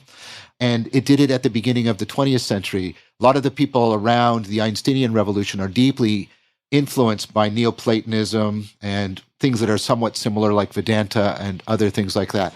And so this is really powerful. I should have asked this earlier, but I was planning on coming back to it. So Neoplatonism, I think I understand what neo means, and certainly Plato. But Neoplatonism, what is that for those of us, including myself, who honestly could not give a definition? So it's the grand unified field theory of ancient philosophy as a way of life, not academic philosophy, but philosophy as a way of life for the cultivation of wisdom and meaning and virtue, individually and collectively. What it does is it integrates Socratic Platonic spirituality with Aristotelian ideas about knowledge as conformity, contact, with Stoic principles of how to properly cultivate virtue and metacognitive abilities. And it integrated them all together, and not just as some Lego blocks being put together, but organically. So they all came to, I would argue, a greater fruition within that integration. And so it became this grand, unified, powerful, living framework. So much so that when it encounters major world religions, they typically can't ignore it or dispense with it. They typically enter into profound integration with it, like in Christianity, like in Judaism, like in Sufism, like in science. And it looks like, if Thomas Plant is right, along the Silk Road, possibly with Vedanta, possibly with Buddhism. Okay, so we are going to continue this thread, but I wanted to pause to return to the personal, if you wouldn't mind. I don't mind. Okay, and you'll have to pardon maybe the way that this question is couched, but I just read Lonesome Dove, which is 950 or 980 pages, and now I'm watching the 3-part television series with Robert Duvall and so on, which is very good, but I'm noticing things have to get omitted. Many things have to get omitted. And so they're trying to hit the most seminal moments from this Pulitzer Prize winning novel about the American West. If one were to make a film about your search for meaning or your creation of meaning over your life, what would those seminal moments be? What would some of those milestones be? Leaving Christianity, encountering Socrates, finding the Tai Chi metta vipassana ecology of practices, reading Pierre Hadot and rediscovering ancient philosophy not as discourse but as a way of life, discovering 4E cognitive science that gave me a way of talking about wisdom and self-transcendence and flow and embodiment that was consonant with what I was learning from these two wisdom traditions, the Socratic Neoplatonic tradition and the sort of proto-Zen, Buddhist, Taoist. And then teaching a course at U of T called Buddhism and Cognitive Science. A student then coming to me after taking the course and saying, you should put this on as a YouTube series. That became Awakening from the Meaning Crisis. Because of that, meeting people who became very interested in these ideas about ecologies of practices. And we didn't do the final one, by the way. We didn't do dialectic into dialogos. Yes, we should do that. Well, maybe another time. But anyways, yeah, right. And meeting people like Guy, meeting Christopher Master-Pietro. People say this, and again, asking for charity from the audience, right? Because this could sound ridiculously pretentious, but people often say, if I'm Socrates, and that's who I aspire to be at least, Chris is Plato. I totally agree with that. The natural lyricism, the eloquence, the gift of reflection, the authenticity, the depth. Meeting him, getting to work with him, meeting, of course, my current partner. That would be, I guess, the arc right now. Could you say more about, if I'm getting the pronunciation right, Pierre Hadot? Is that right? Yes. Oh, Pierre Hadot. When I was asked, Jules Evans on Rebel Wisdom, the book that changed my life, I picked What is Ancient Philosophy by Pierre Hadot. That book and philosophy as a way of life. And this is where Hadot brings out that philosophy is not primarily about the propositional. It's not primarily about declarative discourse. Philosophy is a way of life in which you're training skills, states of mind, perspectives, traits of characters, and those are all the components of virtue. So that that's what philosophy as a way of life is about. It's about what Hadot called spiritual exercises by which people entered into this process of profound aspirational transformation for the cultivation of virtue and the deepening of the love of wisdom. And this just blew me away because it represented what I had actually saw in ancient philosophy, but what had not been provided to me by academic philosophy. And so that just opened up so much for me. All right. So books. You are a connoisseur of books. You're an avid reader. You also have an extensive reading list on your website. You have the Awakening from the Meaning Crisis book list. If you were only allowed to choose 2 books that you could personally reread from that, it doesn't have to be exactly 2. It could be 1, could be 3. It doesn't really matter. But you were disallowed from ever rereading other books in the list. You only got to choose 2 or 3.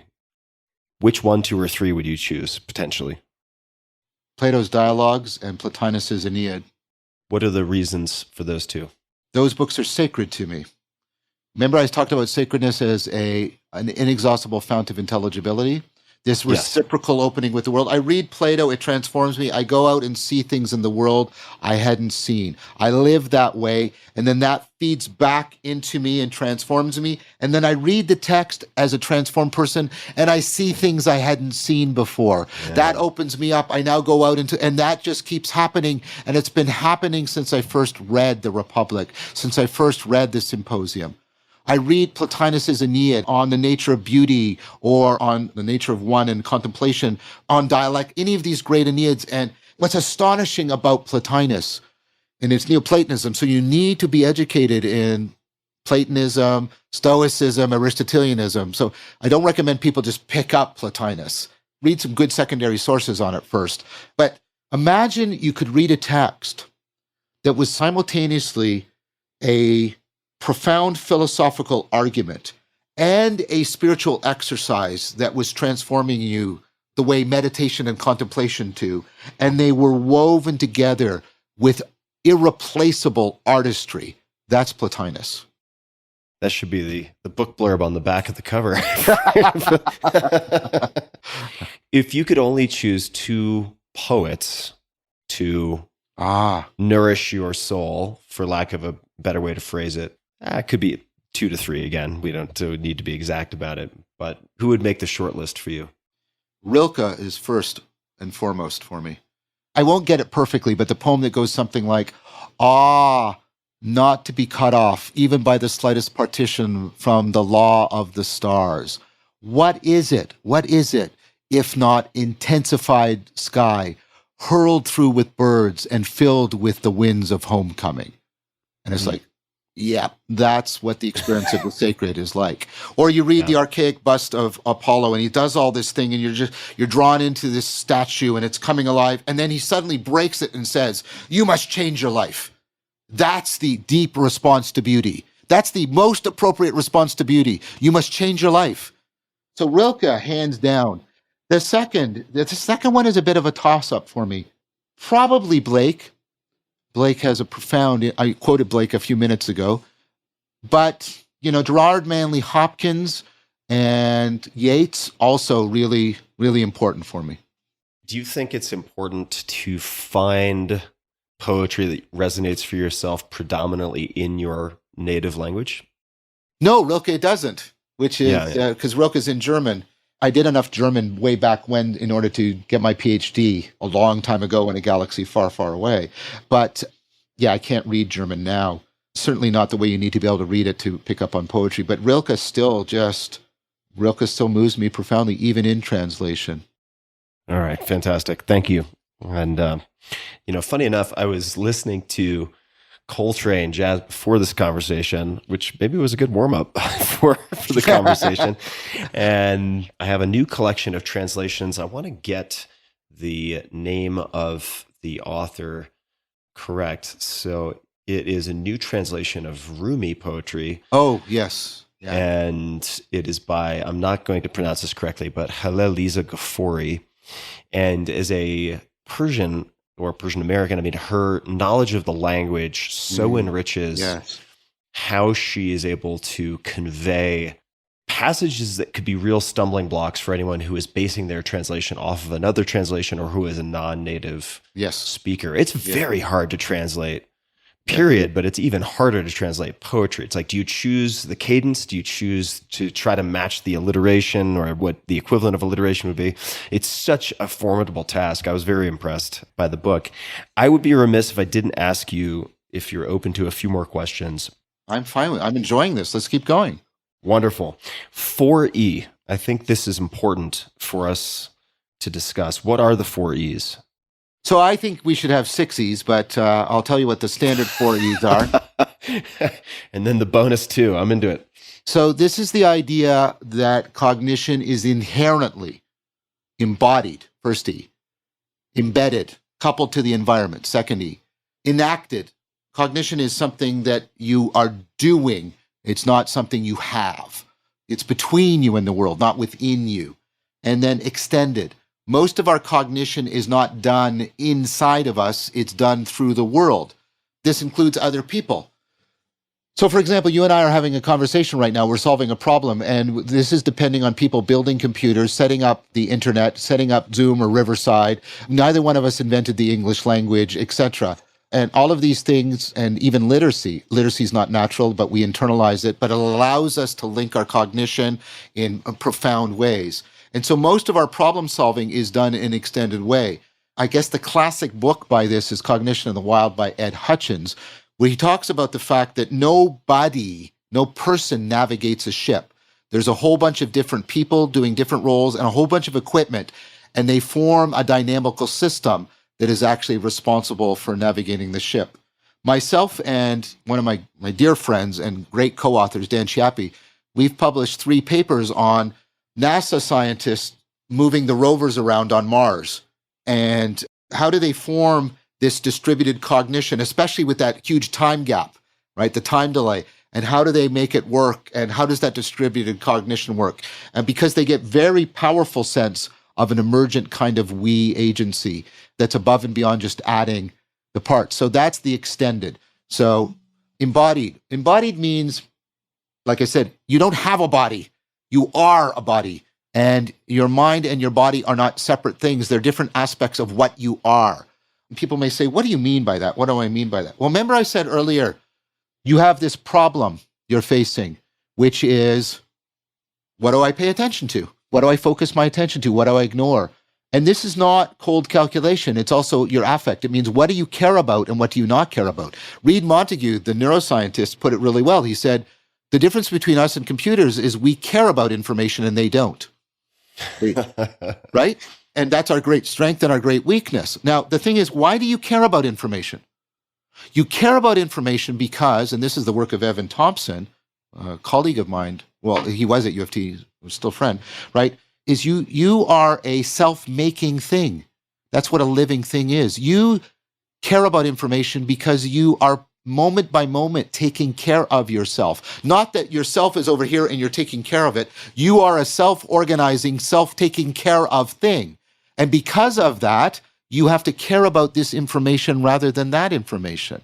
And organisms with other bodies presumably have different salience landscapes. Wittgenstein famously well said, even if a lion could speak, we would not understand them.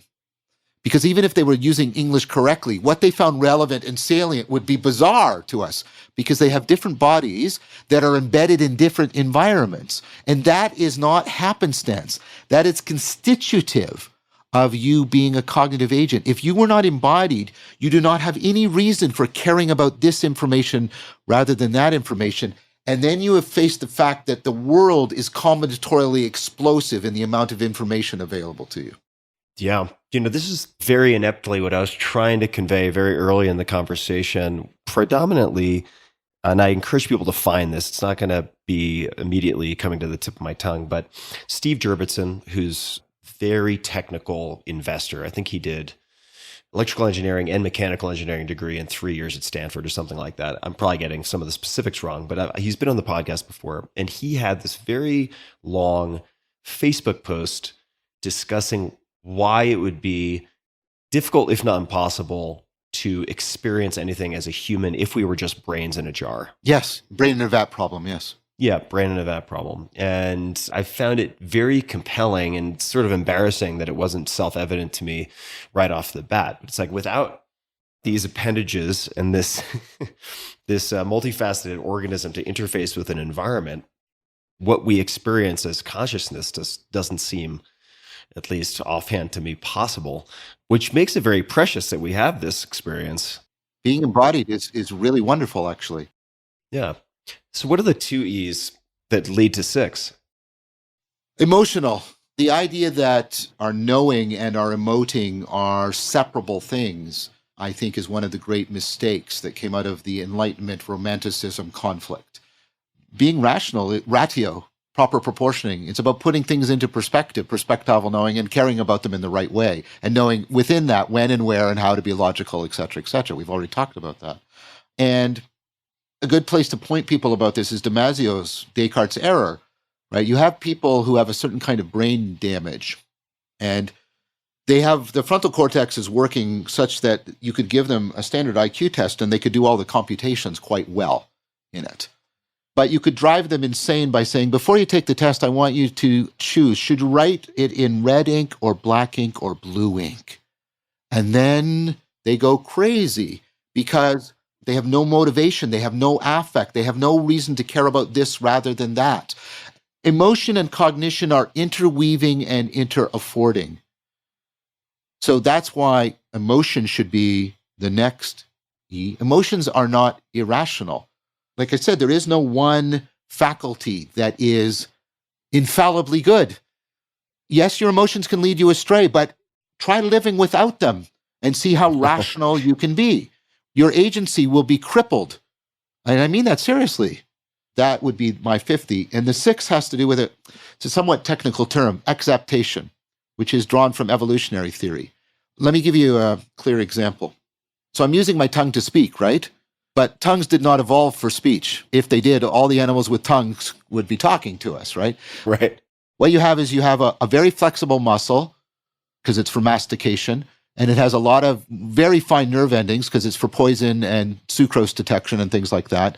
And it happens to be in the air passageway. So you've got something that's like pre-adapted, already almost perfectly built for being a speaking machine.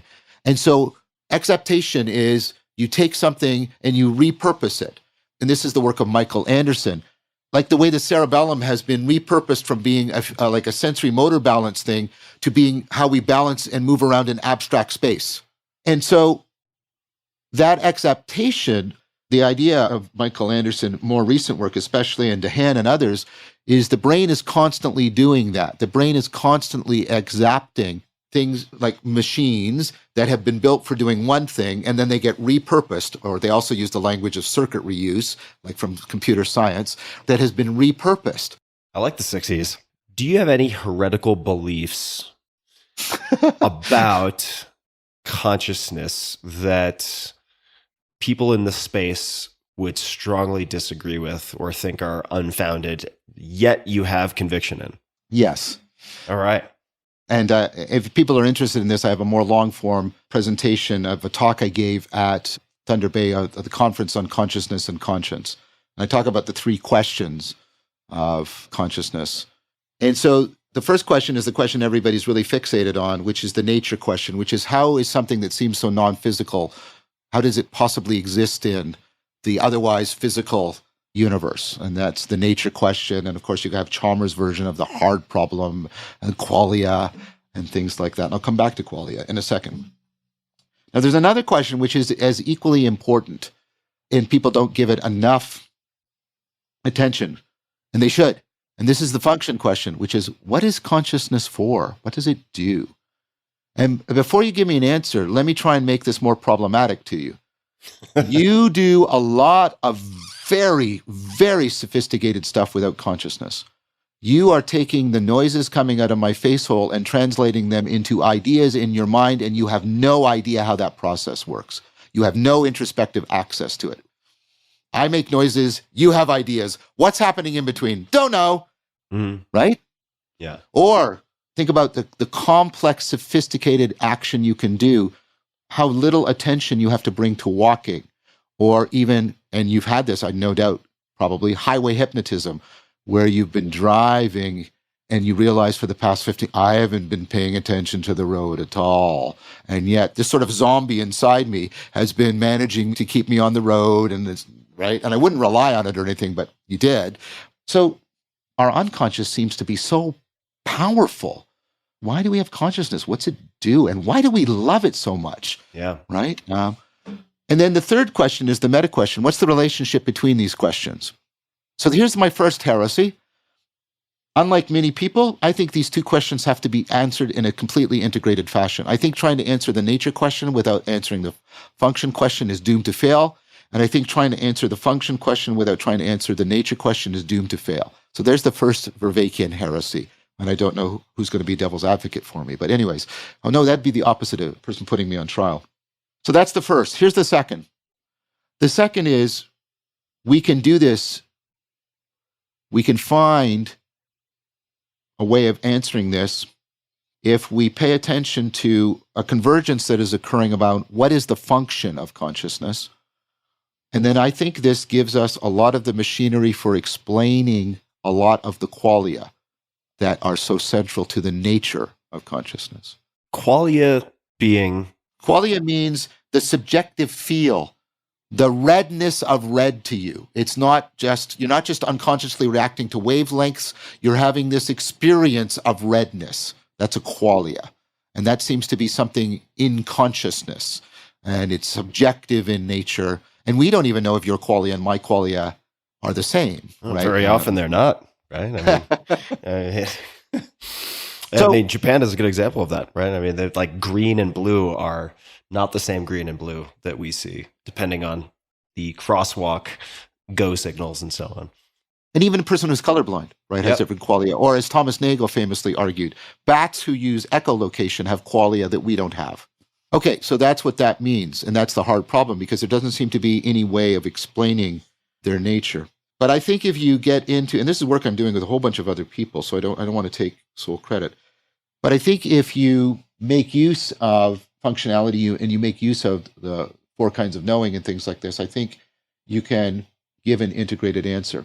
There is a consensus emerging, and I've published on this and talked about this, around what consciousness does, what's it for. And then I think once you get that and you open up that functionality, you actually get a phenomenology. You get an explanation of the experience out of that. So the converging thing is that what consciousness is for, and it overlaps with attention and working memory and fluid intelligence. Think about when you're driving on the highway, when do you come back to it? If there's something unexpected happens, or there's a really complex situation suddenly emerging, or there's an ill-defined problem that you're not quite sure how to formulate and frame. That's what you need consciousness for. So what is consciousness? It's this higher order relevance realization. It's about realizing what's relevant and important so that you can deal with the added challenge of zeroing in on relevant information that is given to you by novelty, complexity, and ill-definedness. That's what consciousness is for. It's this enhanced relevance realization. That's why it overlaps with working memory and things like that. Now, that does sound like a consciousness that would extend to animals other than humans. Totally. It helps to explain our intuition about this. Mm-hmm. Generally, when people are willing to extend the attribution of consciousness, they actually do it in a way, without realizing, that tracks how much fluid intelligence do they think that organism has. Because fluid intelligence, working memory, attention, all of these things are about relevance realization and enhancing it. And so you've got this consensus. Okay, now let's say we get relevance realization and that consciousness is a higher order version. What about qualia? Well, first of all, let's divide qualia. This is the second Vervaeke heresy. Let's divide qualia into 2 kinds of qualia. There's the typical qualia that philosophers love to talk about, the adjectival qualia, like blueness and greenness and sweetness. But there are adverbial qualia. There are qualias of here-ness, now-ness, togetherness of my experience. I'm here, I'm now. My experience is together. There's a unity and a here-now presencing of consciousness, the adverbial. Now, here's the thing. Talk to people who have engaged in long-term meditative practice. And this is well documented. Read Foreman for the documentation. I've been here in this state. And you get into a state called the pure consciousness event. You're not conscious of anything. You're definitely not conscious of any qualia. You're not conscious of any thought. You're not even conscious of consciousness. You're just conscious. You don't black out. You're just conscious. All you have is a pure, perspectival, participatory knowing. You're conscious by being conscious, and there's nothing else going on. Now, what's interesting about that is you don't black out because you can remember being there in that state. There's no adjectival qualia, but consciousness is still present. So think about that for a second. But what doesn't go away? You don't lose the here-ness, because people say in the pure consciousness event, there's full presence. You don't lose nowness. They talk about, I'm in eternity, this pure nowness. They don't lose togetherness. They talk about pure oneness and unity. The adverbial qualia are on steroids, and the adjectival qualia have gone away. Yeah, that's interesting. It's a good way to put it. The adjectival qualia are not necessary, and there's other arguments, they're not sufficient for consciousness. Consciousness is primarily about adverbial qualia, and adverbial qualia can be explained by relevance realization. It's how are things relevant to you? That gives you the centeredness to consciousness. The timing of things is an important part of relevance. How things belong together, fit together, that's relevance realization gives you the adverbial qualia. So if you understand the functionality of consciousness as heightening relevance realization, it will be present in all of those adverbial qualia, and there will be a sense of those even being heightened when you're in a pure consciousness state. That's the third and last Vervaeke heresy. So it's a completely naturalistic explanation of consciousness. I've got a number of follow-up questions here. I need to set the table a little bit. So I was overseas and ended up in conversation with two very smart Russian emigres who had a lot of biophysics background and exposure. And we were having a lot of coffee, or I was having a lot of coffee. At least one of them were only drinking tea. Nonetheless, ended up talking about, and by talking, I mean me listening to them talk, about quantum effects in the brain. And it was well above my pay grade, but it led me to really want to have someone on the podcast at some point who can credibly speak, because there are a lot of wackadoodles and all sorts of new age stuff who would love to try to talk about this, but someone who has credible scientific bona fides that would allow them to talk about this. And this leads to my question, which hopefully doesn't get me too many heckles from the audience. It probably will get a few.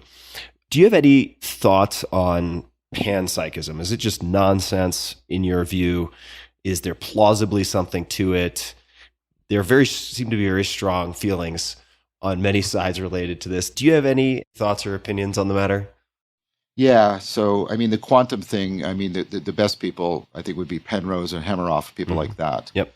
I mean, I think it's undeniable. We have empirical evidence that there's quantum stuff going on in smell. I think that's undeniable. Is there quantum stuff going on in the kind of consciousness that is overlapping with attention and working memory and intelligence? No, because you show all kinds of limitations that are clear evidence that you are operating like a classical machine. Like all the biases I talked about and all the ways you ignore all kinds of information, blah, blah, blah, blah. You have problems about temperature and you have problems. So I think those people give the best representation. I'm giving you why I'm not convinced by that. I think the evidence against it is significantly greater than any evidence for it. And like you, I don't like the argument that goes, consciousness is weird, quantum is weird, therefore consciousness is quantum. Like that's just ridiculous. Right. Now, panpsychism is a different thing, and you don't have to be convinced about quantum stuff to be a panpsychist. Mm-hmm. I should have defined my terms, but would you mind just giving people an overview of what panpsychism is? Panpsychism is a version of what's called, well, I would argue, it's a version of what's called elemental property dualism. Yep. And so the idea here is we have fundamental building blocks of our ontology: space, time, force, matter, energy, and we may move those around, but that's not important right now. And we don't try and explain them. We use them to explain other things because they're fundamental. And like I say, physics, some people are arguing we may reject time and space as fundamental and move to something deeper. I don't know. But that's not relevant to the core of the argument. The core of argument is that consciousness is like that.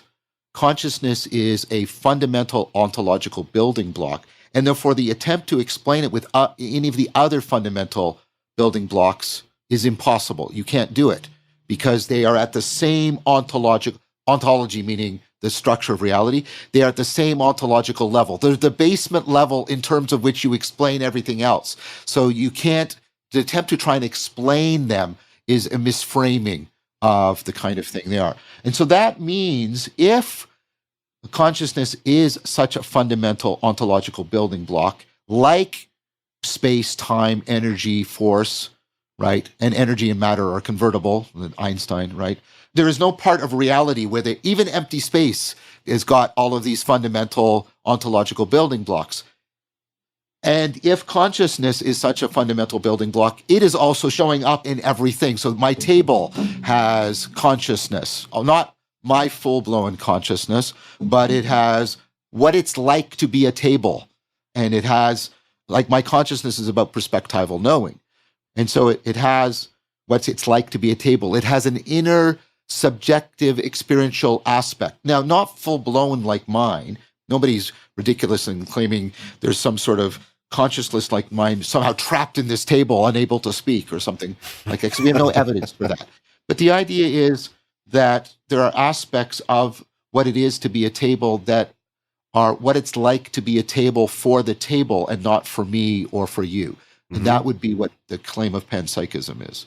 The person who best makes it plausible to my mind, while not necessarily agreeing it, is a colleague of mine, Bill Seeger. He's made a very strong case for the plausibility of panpsychism.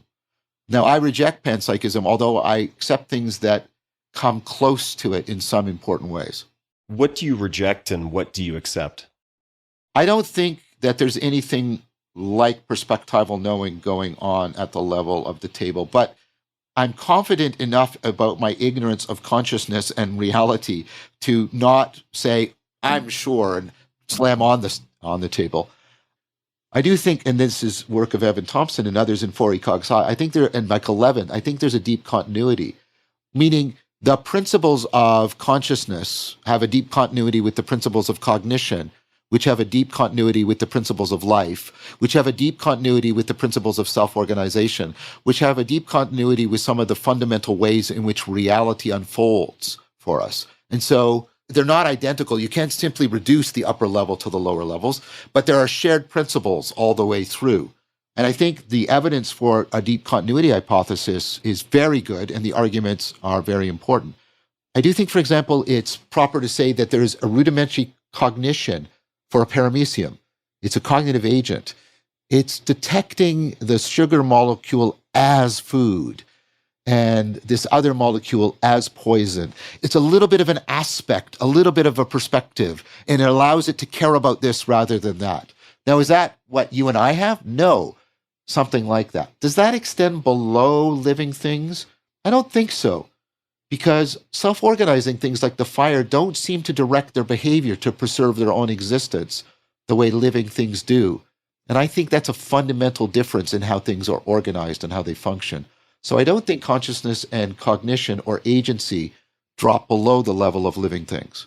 This is not directly related, but I'm curious. You were mentioning the intimacy, let's call it atypical intimacy that nonetheless seems, I'm paraphrasing, familiar to those who are doing circling. And I'm wondering, what are some of the most unusual modes of cognition or relating or perceiving that you have noticed in those types of exercises? Yeah, and circling and philosophical fellowship and dialectic and dialogos, all of these. First of all, especially when you take people through this and they start doing a lot of that whole ecology and dialectic and dialogos, they will discover a nestings of intimacies. They will discover first interpersonal intimacy between you and I. Yep. And then they'll discover intimacy between all of us and what is called the we space, this emergent sort of dynamical system that is sort of linking us and coupling us all together. Yeah. People start to get a sense of intimacy to the we space, or Chris and I call it the logos, or a German word, the Geist. And then there's a third intimacy that people sometimes get to, which is they start to get an intimacy through the interpersonal and through the intimacy with the we space to sort of like the ground, the origin, the fount of intelligibility. They get a sense of intimacy that we talked about earlier as a sense of the sacred. And what's really interesting about this is people from all kinds of backgrounds, resolutely secular, will start to use spiritual and religious language to talk about these kinds of intimacies. It's a curious, I think, indicator, right? It's like when secular language fails, where do you go? Uh-oh. Yeah. What are you going to do? Yes. You, as I understand it, had an office, I believe, directly across the hall or close to Dr. Jordan Peterson. And my question is, with respect to the finding or creation of meaning, or meaning, broadly speaking, where would you say the two of you most strongly agree, and where do you most strongly disagree?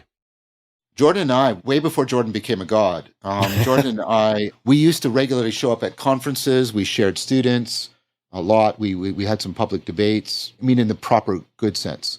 And so Jordan shares with me this idea of relevance realization as a core problem to be explained and understood.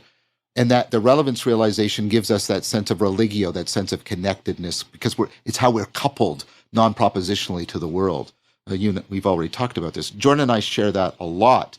And he's very, very interested and often supportive of the work I do on relevance realization, intelligence, consciousness, meaning, and the cultivation of wisdom. And so that's where we have some very significant agreements. He places more emphasis on the narrative than I do. I think narrative is very important. I want to make that very clear. I don't think we become temporally extended moral agents without narrative. But I think narrative depends on pre-narrative dialogical capacities, and we can move post-narrative, because this is what many people in wisdom traditions, mystical traditions report.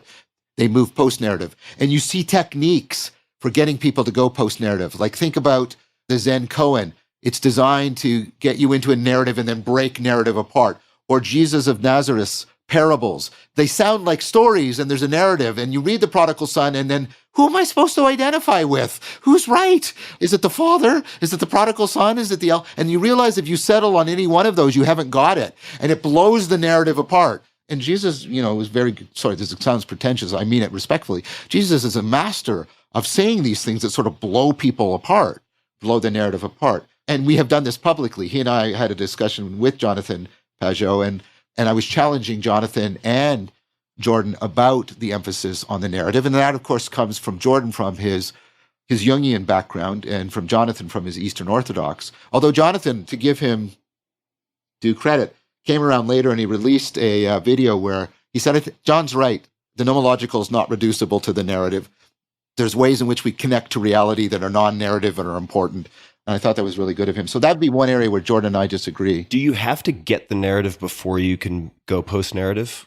I think so. And this is where I think the difference is. I think that narrative is indispensable, but I do not think that means it's metaphysically necessary. Let me give you an analogy.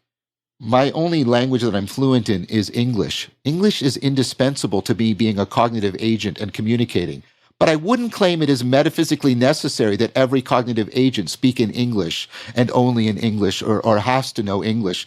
That's ridiculous. See, so you have to make a distinction between indispensability, and I think narrative is developmentally indispensable, but I don't think it's metaphysically necessary to the full development of our cognition. Okay, so you have that disagreement. You have different weighting of narrative and not the alternative, but the term that you mentioned your colleague used. The nomological, having to do with like the law-like structures of reality. Laws and theories are powerful and important in a way that's not reducible to narratives. That's one area. And then another area is I put a lot more emphasis on practices and theorizing and helping to engineer practices and ecology of practices than Jordan does. That's another major difference. Why do you think that is? What would his response to that be, would you imagine? Part of it, I think, in fairness to him, is background. And part of it has to do, I think, with Jordan is a very complex person. I respect Jordan. I consider him a colleague, and I consider him a friend. And what I want to say very clearly, and I do this to his face, by the way, and because I do it respectfully and dialogically, Jordan is fine with this. We disagree about things.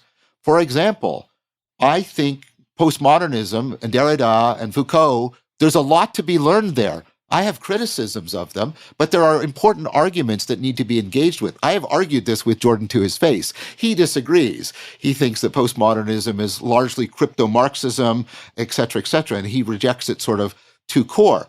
I'm not denying that postmodernism has been taken by people in this way, but I would also say that many people invoke Derrida and Foucault, and they've not actually read Derrida and Foucault. Derrida was very interested in Neoplatonism, and Foucault was very interested in Hadot and Stoicism towards the end of his career. And there's reasons for that. And I think you have to have a much more nuanced understanding of postmodernism. Now, I've made that argument to Jordan, and we disagree about it. But because I respect him and we enter into genuine dialogue, that's fine, right? The problem is Jordan also has this other side where, and he doesn't do this with me, where he's very confrontational. I mean, he admits this, and he gets very polemical, and it's usually in the political domain, and that's an area when he and I don't agree very much. But to his credit, Jordan respects that he and I can have significant different political commitments and nevertheless get into deep and important discussions of philosophical and scientific merit. I have to say that because I'm really tired of people saying that because I talk to Jordan and because I maintain the relationship that pre-existed his godhood, that I am somehow advising or advocating for all of everything he says. That's ridiculous. I directly criticize him about a lot of things. It's just, I think it should be done in the way that we do it, and we've always done it. That's a hard thing. My relationship to him is a challenge for me. I've considered both options. I've considered sort of throwing in, and I'm part of the Petersonian camp.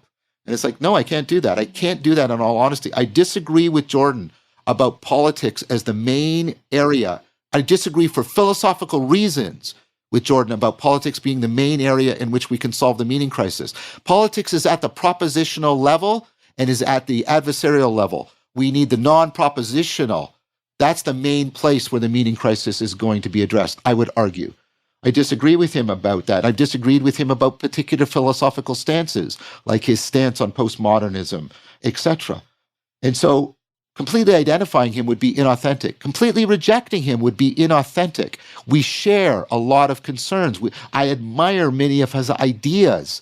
I think he's done good work, published work. He continues to make good arguments. He's an insightful person, and I have an ongoing history with him, and he talks to people that I talk to.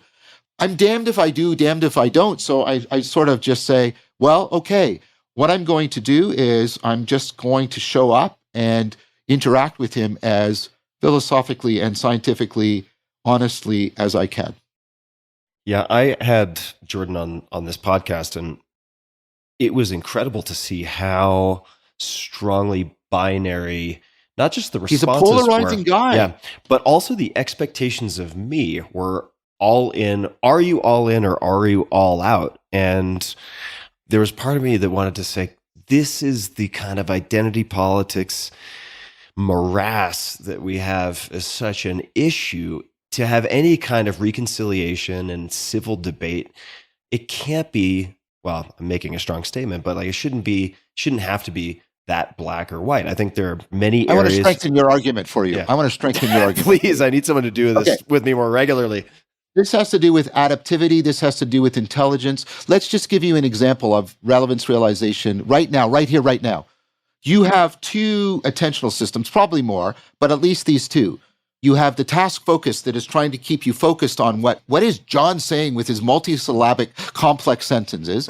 And then there's a part of you, the default mode network, that's mind wandering. And I'm not accusing you of anything. It's drifting away. It's thinking about other things. They're locked together like evolution. The mind wandering introduces variation. The task network kills most of it off, but some of it survives and helps reproduce the conversation and keep it going. Opponent processing, your autonomic nervous system about arousal. Sympathetic is biased to arousing you. Parasympathetic is biased to getting you to calm down. And they're locked together in opponent processing. You find this all through adaptive systems, opponent processing. Democracy, I argued this when I gave a talk in the International Symposium on Democracy in Prague in September, right? Democracy should be opponent processing. The best way for me to correct my perspectival bias is to have you be in opponent processing with me. You take a different bias, but we agree that we are each other's best means of self-correction. That's how democracy should work. And we have degenerated it into adversarial. The other side is evil and must be destroyed because we are perfectly right and correct with a sinful, and I use that word advisedly, a sinful self-righteousness on both sides, a pox on both of your houses, I would say to that, because you're undermining the very opponent processing that is necessary for democracy to be a good means for us to use extended cognition to solve our complex problems. So that's how I'm strengthening your argument. That's what I meant to say. So thank you. It goes to something I said earlier. Stop trying to demonize or deify any one of your faculties. Stop trying to demonize or deify Jordan. Confront his arguments, argument by argument. Some of them are good. Some of them are bad. Even some of his bad arguments need to be taken seriously because they're well made and they contain insight. Some of the things you reject, but reject it because of the content of the argument, not because of the side you're on. What is that accomplishing, right? That is not accomplishing any overcoming of your or my self-deception. All it's doing is reinforcing whatever confirmation bias we are already enslaved to.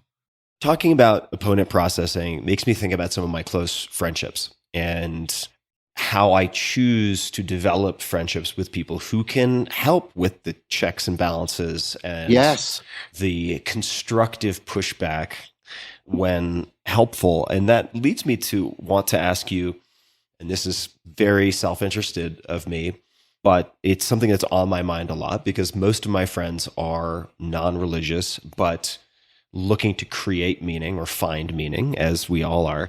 How would you advise, say, a group of middle-aged friends to support one another in having more meaningful lives or creating meaning? What can people do in a small cohort? Would you have any recommendations? Don't just swap beliefs.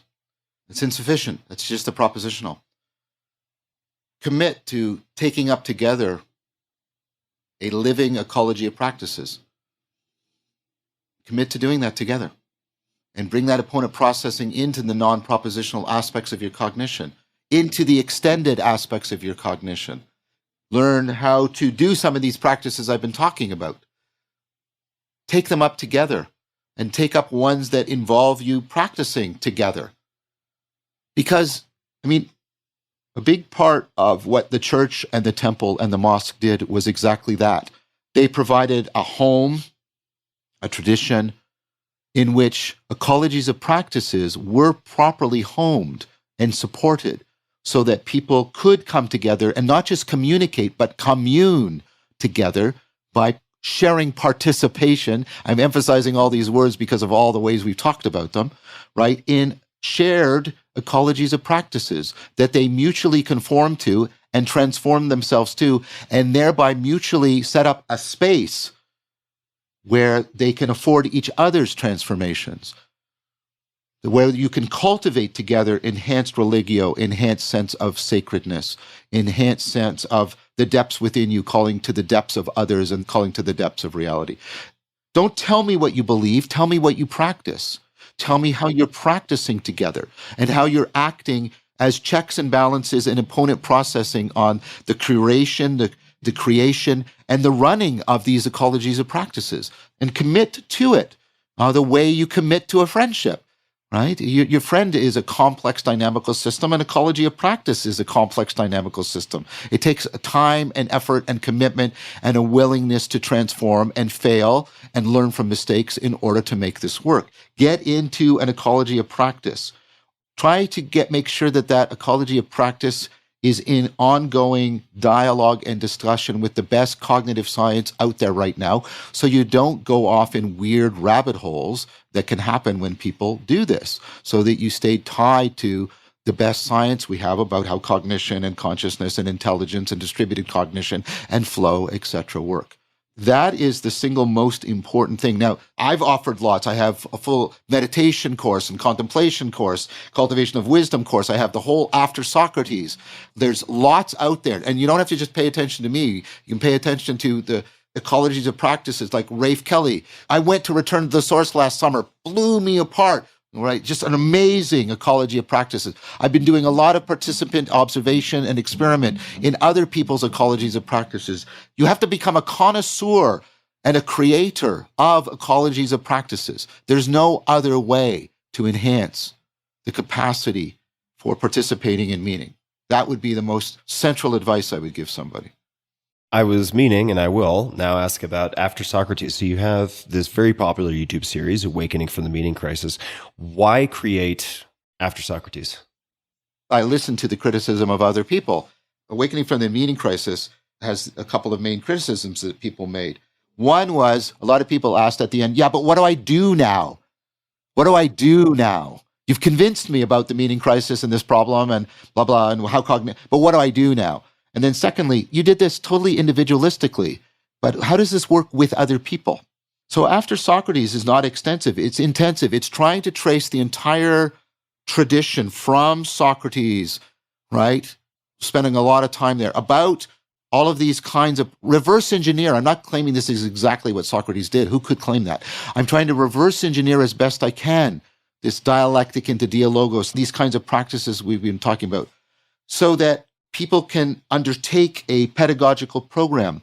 Every episode is, I give an argument and they build on each other like Awakening from the Meaning Crisis, but I also give points of reflection that are designed to be taken up in discussion by groups, and then I give instruction in a particular practice that resonates with the content of the lecture. So as the lecture builds the argument, intergroup discussion is being built, and a pedagogical program is being built so that you can come to take up the Socratic way of life in community with other people who are taking it up and cultivating an extended and developed ecology of practices. That's what After Socrates is all about. Where can people find After Socrates? Where's the best place for people to go if they want to learn more? Just go on my YouTube channel. It's right there for free. All right. Well, we will certainly link to the YouTube channel, the website, johnvervaeke.com, on Twitter, Vervaeke_. John, this has been such a pleasure. I've really enjoyed this conversation. Thank you for taking so much time and being so patient with my questions. Hopefully it wasn't too torturous. I do appreciate it. Not at all. I really enjoyed it. So much so that I'll answer your question. If you want me ever to come back, I'd be very happy to do so. I would love to do it. Yeah. I would love to do a round two. Is there anything else you would like to say? Any closing comments? Any requests you'd like to make of my audience? Anything at all that you'd like to add before we wind to a close? I don't think so. I would ask people to consider the two series, Awakening from the Meaning Crisis, After Socrates. Take a look at some of the conversations I'm having with other people. Try to give me the benefit of the doubt when I'm talking to people you might not like. Good advice. And so I guess that's all I would have to say right now. And again, I was a little intimidated, and I'm not usually thinking about talking to you. You have quite a powerful, and like I said before we turned recording on, reputation, and yet you were so welcoming and accommodating, and you and I think, got into the flow state, a mutual flow state quite a few times. I think it was really wonderful. So thank you very much. Oh, thank you, John. Thank you for being such a great jazz player on the stage. And I really, really enjoyed it. I took tons of notes. So I have quite a lot of reading and investigating and practicing ahead of me. Yeah. And to everybody listening, as per usual, we all have links to everything. I may need to do some work on my spelling of various names, but we'll figure it out in the show notes at tim.blog/podcast. And until next time, please be just a bit kinder than is necessary. That includes to yourself, but certainly to other people. And remember, it's not just what you believe, it is what you practice. So get to practicing, folks. And as always, thanks for tuning in.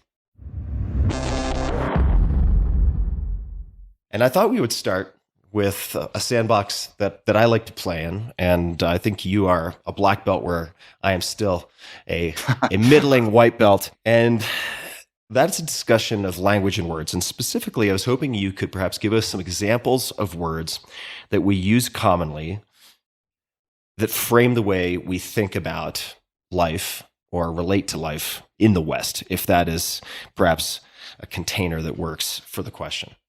Yeah, I think it's a good container. I think there are words that are signpost benchmarks for a kind of cultural cognitive grammar, giving us some sort of our basic conceptual vocabulary. So two that come to mind very readily are these two terms, subjective and objective. And people, of course, forget the original meanings of these words. But what we do is we have taken them to be an exhaustive division of reality. There's the interior subjective mind stuff, and there's the exterior objective physical stuff. And we take it that that's just the way it is, and that's how we've always thought, and that's how everybody has always thought about reality, and that's not true. The Greeks didn't have that division, and of course, many Eastern philosophies don't have that division. And there's been critiques of that framework, which we got from Descartes, the Cartesian framework, for about the last 200 years, even in the history of Western philosophy.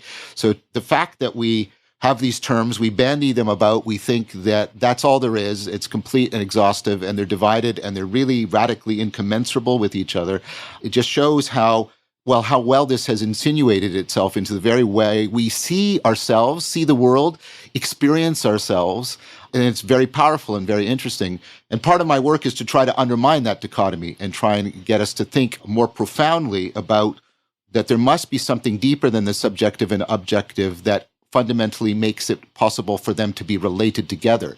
Because if not, we are really doomed in a kind of radical skepticism and solipsism. Solipsism is the idea that the only thing that's really real is your own mind, kind of thing. So that would be one clear example. Another one along those lines that we haven't paid attention to how much it's changed is the word matter. We now take matter as actual stuff.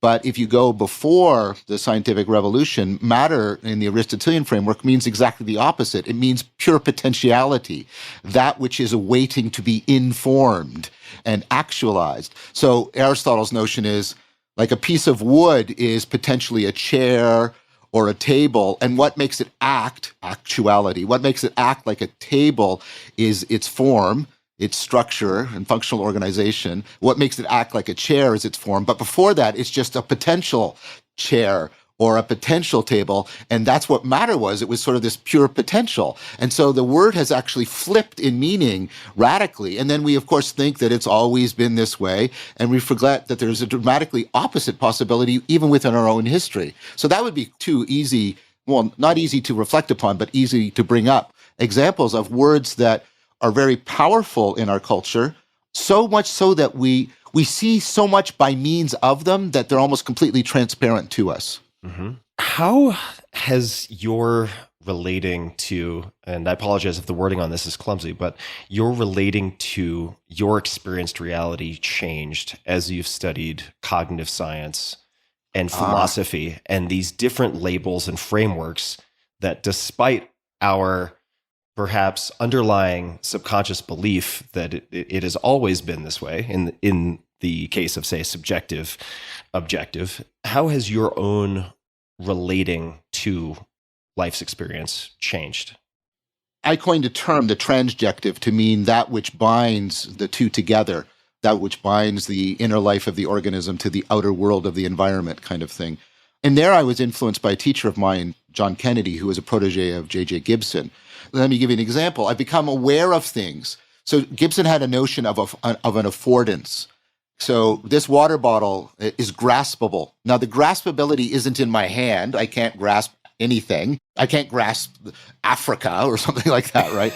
and the graspability isn't in the bottle because like an ant can't grasp it, and et cetera, right? It's a real relation of fittedness between my hand and this. And the floor is walkable by me. This way of experiencing this connectedness as a more profound way of experiencing my mental life has now become increasingly prominent and salient for me. It goes towards the main work I do on scientific work about relevance realization and things like that. But it also overlaps. You know, I do Taoist practices. I do Tai Chi Chuan and Qigong and things. And that sense of connectedness that is talked about, that shift helps me get into that sense of connectedness in a more profound and transformative way. So it's made it. Nobody's ever asked me that question. That's a really good question. It has really changed the configurations of my experience, what is foregrounded, what becomes salient to me, what such that I can actually taste it more in my experience and be transformed more by it. Yes, very much so. That's a very clear example. Sorry, I'll stop in a sec, but this is long form. You can go as long as you like. well, that translates in how do I say this without sounding like a Hallmark card? But like you move to an understanding of love as this connectedness, but not as the idea of connectedness, but as the real reciprocal opening between you and another person. They disclose to you in a way that allows you to disclose to them, and you're mutually affording that. And that goes from being something that you just think to something that you find yourself deeply being shaped by as you participate in it. I'm glad I asked. And I hope to ask, well, I am going to ask many more. We've got plenty of time. This is fun.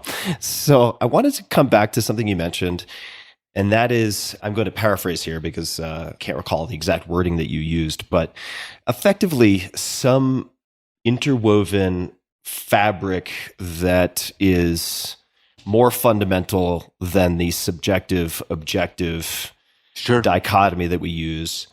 And I'm curious if that is an older way of knowing, if that is so it's a revisiting of an older way of knowing or relating to reality, or if that is a newer way of thinking about something that could connect and underlie those types of concepts. And I'm asking in part because I had a conversation a few weeks ago with Wade Davis, who's an ethnographer, and I've read one of his books. So he's written quite a bit about different ways of knowing, which I certainly want to dive into with you as well. So is what you referred to something old? Is it something new? Is it something that has no temporal fixed point?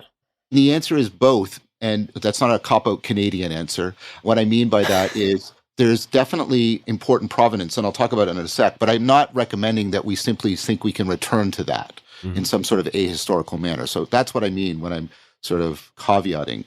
This notion that our relationship to reality is more about this connectedness. This is obviously in the Platonic and the whole Neoplatonic tradition, this idea of participation. One way the ancients thought about it is, well, this has a structural functional organization to it that allows it to act the way it does. And who best knows this? Somebody who could describe it? And for people who have audio only, you're pointing at the water bottle. Mm-hmm. Oh, sorry. sorry, everybody. Yeah. Thanks for that. So who actually knows this better? Somebody who could describe it or somebody who could make it? Well, generally people say, well, somebody who could actually make it, who could actually bring about the structural functional organization. So what does the maker have in their head? Well, they have the structural functional organization, and they just have to put it into that. So the thing that makes this act the way it does is identical to something in your mind, and you're both sharing in that. So this is called a contact epistemology. You're mutually participating. And so the relatedness and the connectedness is more primordial. And that's sort of an idea running through the whole Neoplatonic tradition, which I would argue, following Arthur Verse Lewis, is really the spiritual grammar of the West, is the Neoplatonic tradition. So in that sense, it's old. In another sense, it's very new, because what's coming out of 4E cognitive science is exactly this kind of thing. And this has to do with ways of knowing. I talk about, because of the work I do in 4E cog sci, 4 kinds of knowing. Maybe we can get into that. But the point is that 3 of those 4 kinds of knowing are about this kind of connectedness and mutual participation. And I find this very interesting. The sort of cutting edge cog sci is arguing that this is, even to use the metaphor, your mind is not in your head. It's between your embodied brain and the world. That's where the mind is. And that's how you should think of the mind. And that's really cutting edge and important. And there's a lot of important work being done about it. But in a lot of ways, it harkens back to that ancient Neoplatonic tradition. So it's both old and new in really, really persuasive ways, I would say. Hey guys, this is Tim again. Just one more thing before you take off, and that is 5 Bullet Friday. Would you enjoy getting a short email from me every Friday that provides a little fun before the weekend? Between 1.5 and 2 million people subscribe to my free newsletter, my super short newsletter called 5 Bullet Friday. Easy to sign up, easy to cancel. It is basically a half page that I send out every Friday to share the coolest things I've found or discovered or have started exploring over that week. It's kind of like my diary of cool things. It often includes articles I'm reading, books I'm reading, albums perhaps, gadgets, gizmos, all sorts of tech tricks and so on that get sent to me by my friends, including a lot of podcast guests. And these strange esoteric things end up in my field, and then I test them, and then I share them with you. So if that sounds fun, Again, it's very short, a little tiny bite of goodness before you head off for the weekend, something to think about. If you'd like to try it out, just go to tim.blog/Friday. Type that into your browser, tim.blog/Friday. Drop in your email and you'll get the very next one. Thanks for listening. This episode is brought to you by 8 Sleep. Temperature is one of the main causes of poor sleep, and heat is my personal nemesis. I've suffered for decades, tossing and turning, throwing blankets off, pulling them back on, putting one leg on top, and repeating all of that ad nauseum. But now I am falling asleep in record time. Why? Because I'm using a device that was recommended to me by friends called the Pod Cover by 8 Sleep. The Pod Cover fits on any mattress and allows you to adjust the temperature of your sleeping environment, providing the optimal temperature that gets you the best night's sleep. With the Pod Cover's dual zone temperature control, you and your partner can set your sides of the bed to as cool as 55 degrees or as hot as 110 degrees. I think generally in my experience, my partners prefer the high side and I like to sleep very, very cool. So stop fighting. This helps.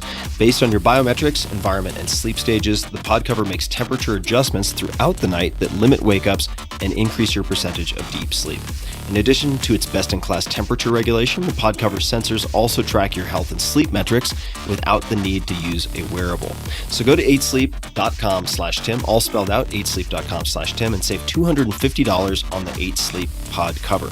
That's 8sleep.com/Tim. 8 Sleep currently ships within the US, Canada, and the UK, select countries in the EU, and Australia. Again, that's 8sleep.com/Tim to save $250 on the 8 Sleep Pod Cover. This episode is brought to you by Basecamp. I love Basecamp. You know what I didn't love? My first job right out of college. More than, 2 decades ago now. Nonstop email, busy work, yada, yada, yada. That was the norm. I remember thinking, please just let me do my job. And now it's even worse. You're reachable everywhere, all the time. You have separate apps for chatting, others for sharing files, email, tasks, progress tracking. The list just goes on and on. And with endless emails and back-to-back meetings, you're thinking, just let me do my job. You and your team deserve, wait for it, less complexity, less confusion, and certainly fewer time-wasting meetings and notifications. Basecamp combines everything you need to manage your team and projects into one simple platform. I've used Basecamp myself, along with my team, for a million different things. Optimize your business with Basecamp and cut your inboxes and calendars in half. You can save time and money. Right now, Basecamp is offering a free 30-day trial. Plus, listeners of The Tim Ferriss Show, that's you guys, get an exclusive discount. Get 10% off of your first year's annual subscription when you sign up at basecamp.com/Tim. That's a free 30-day trial plus 10% off, as my dear listeners, at basecamp.com/Tim. Learn more. Check it out. basecamp.com/Tim.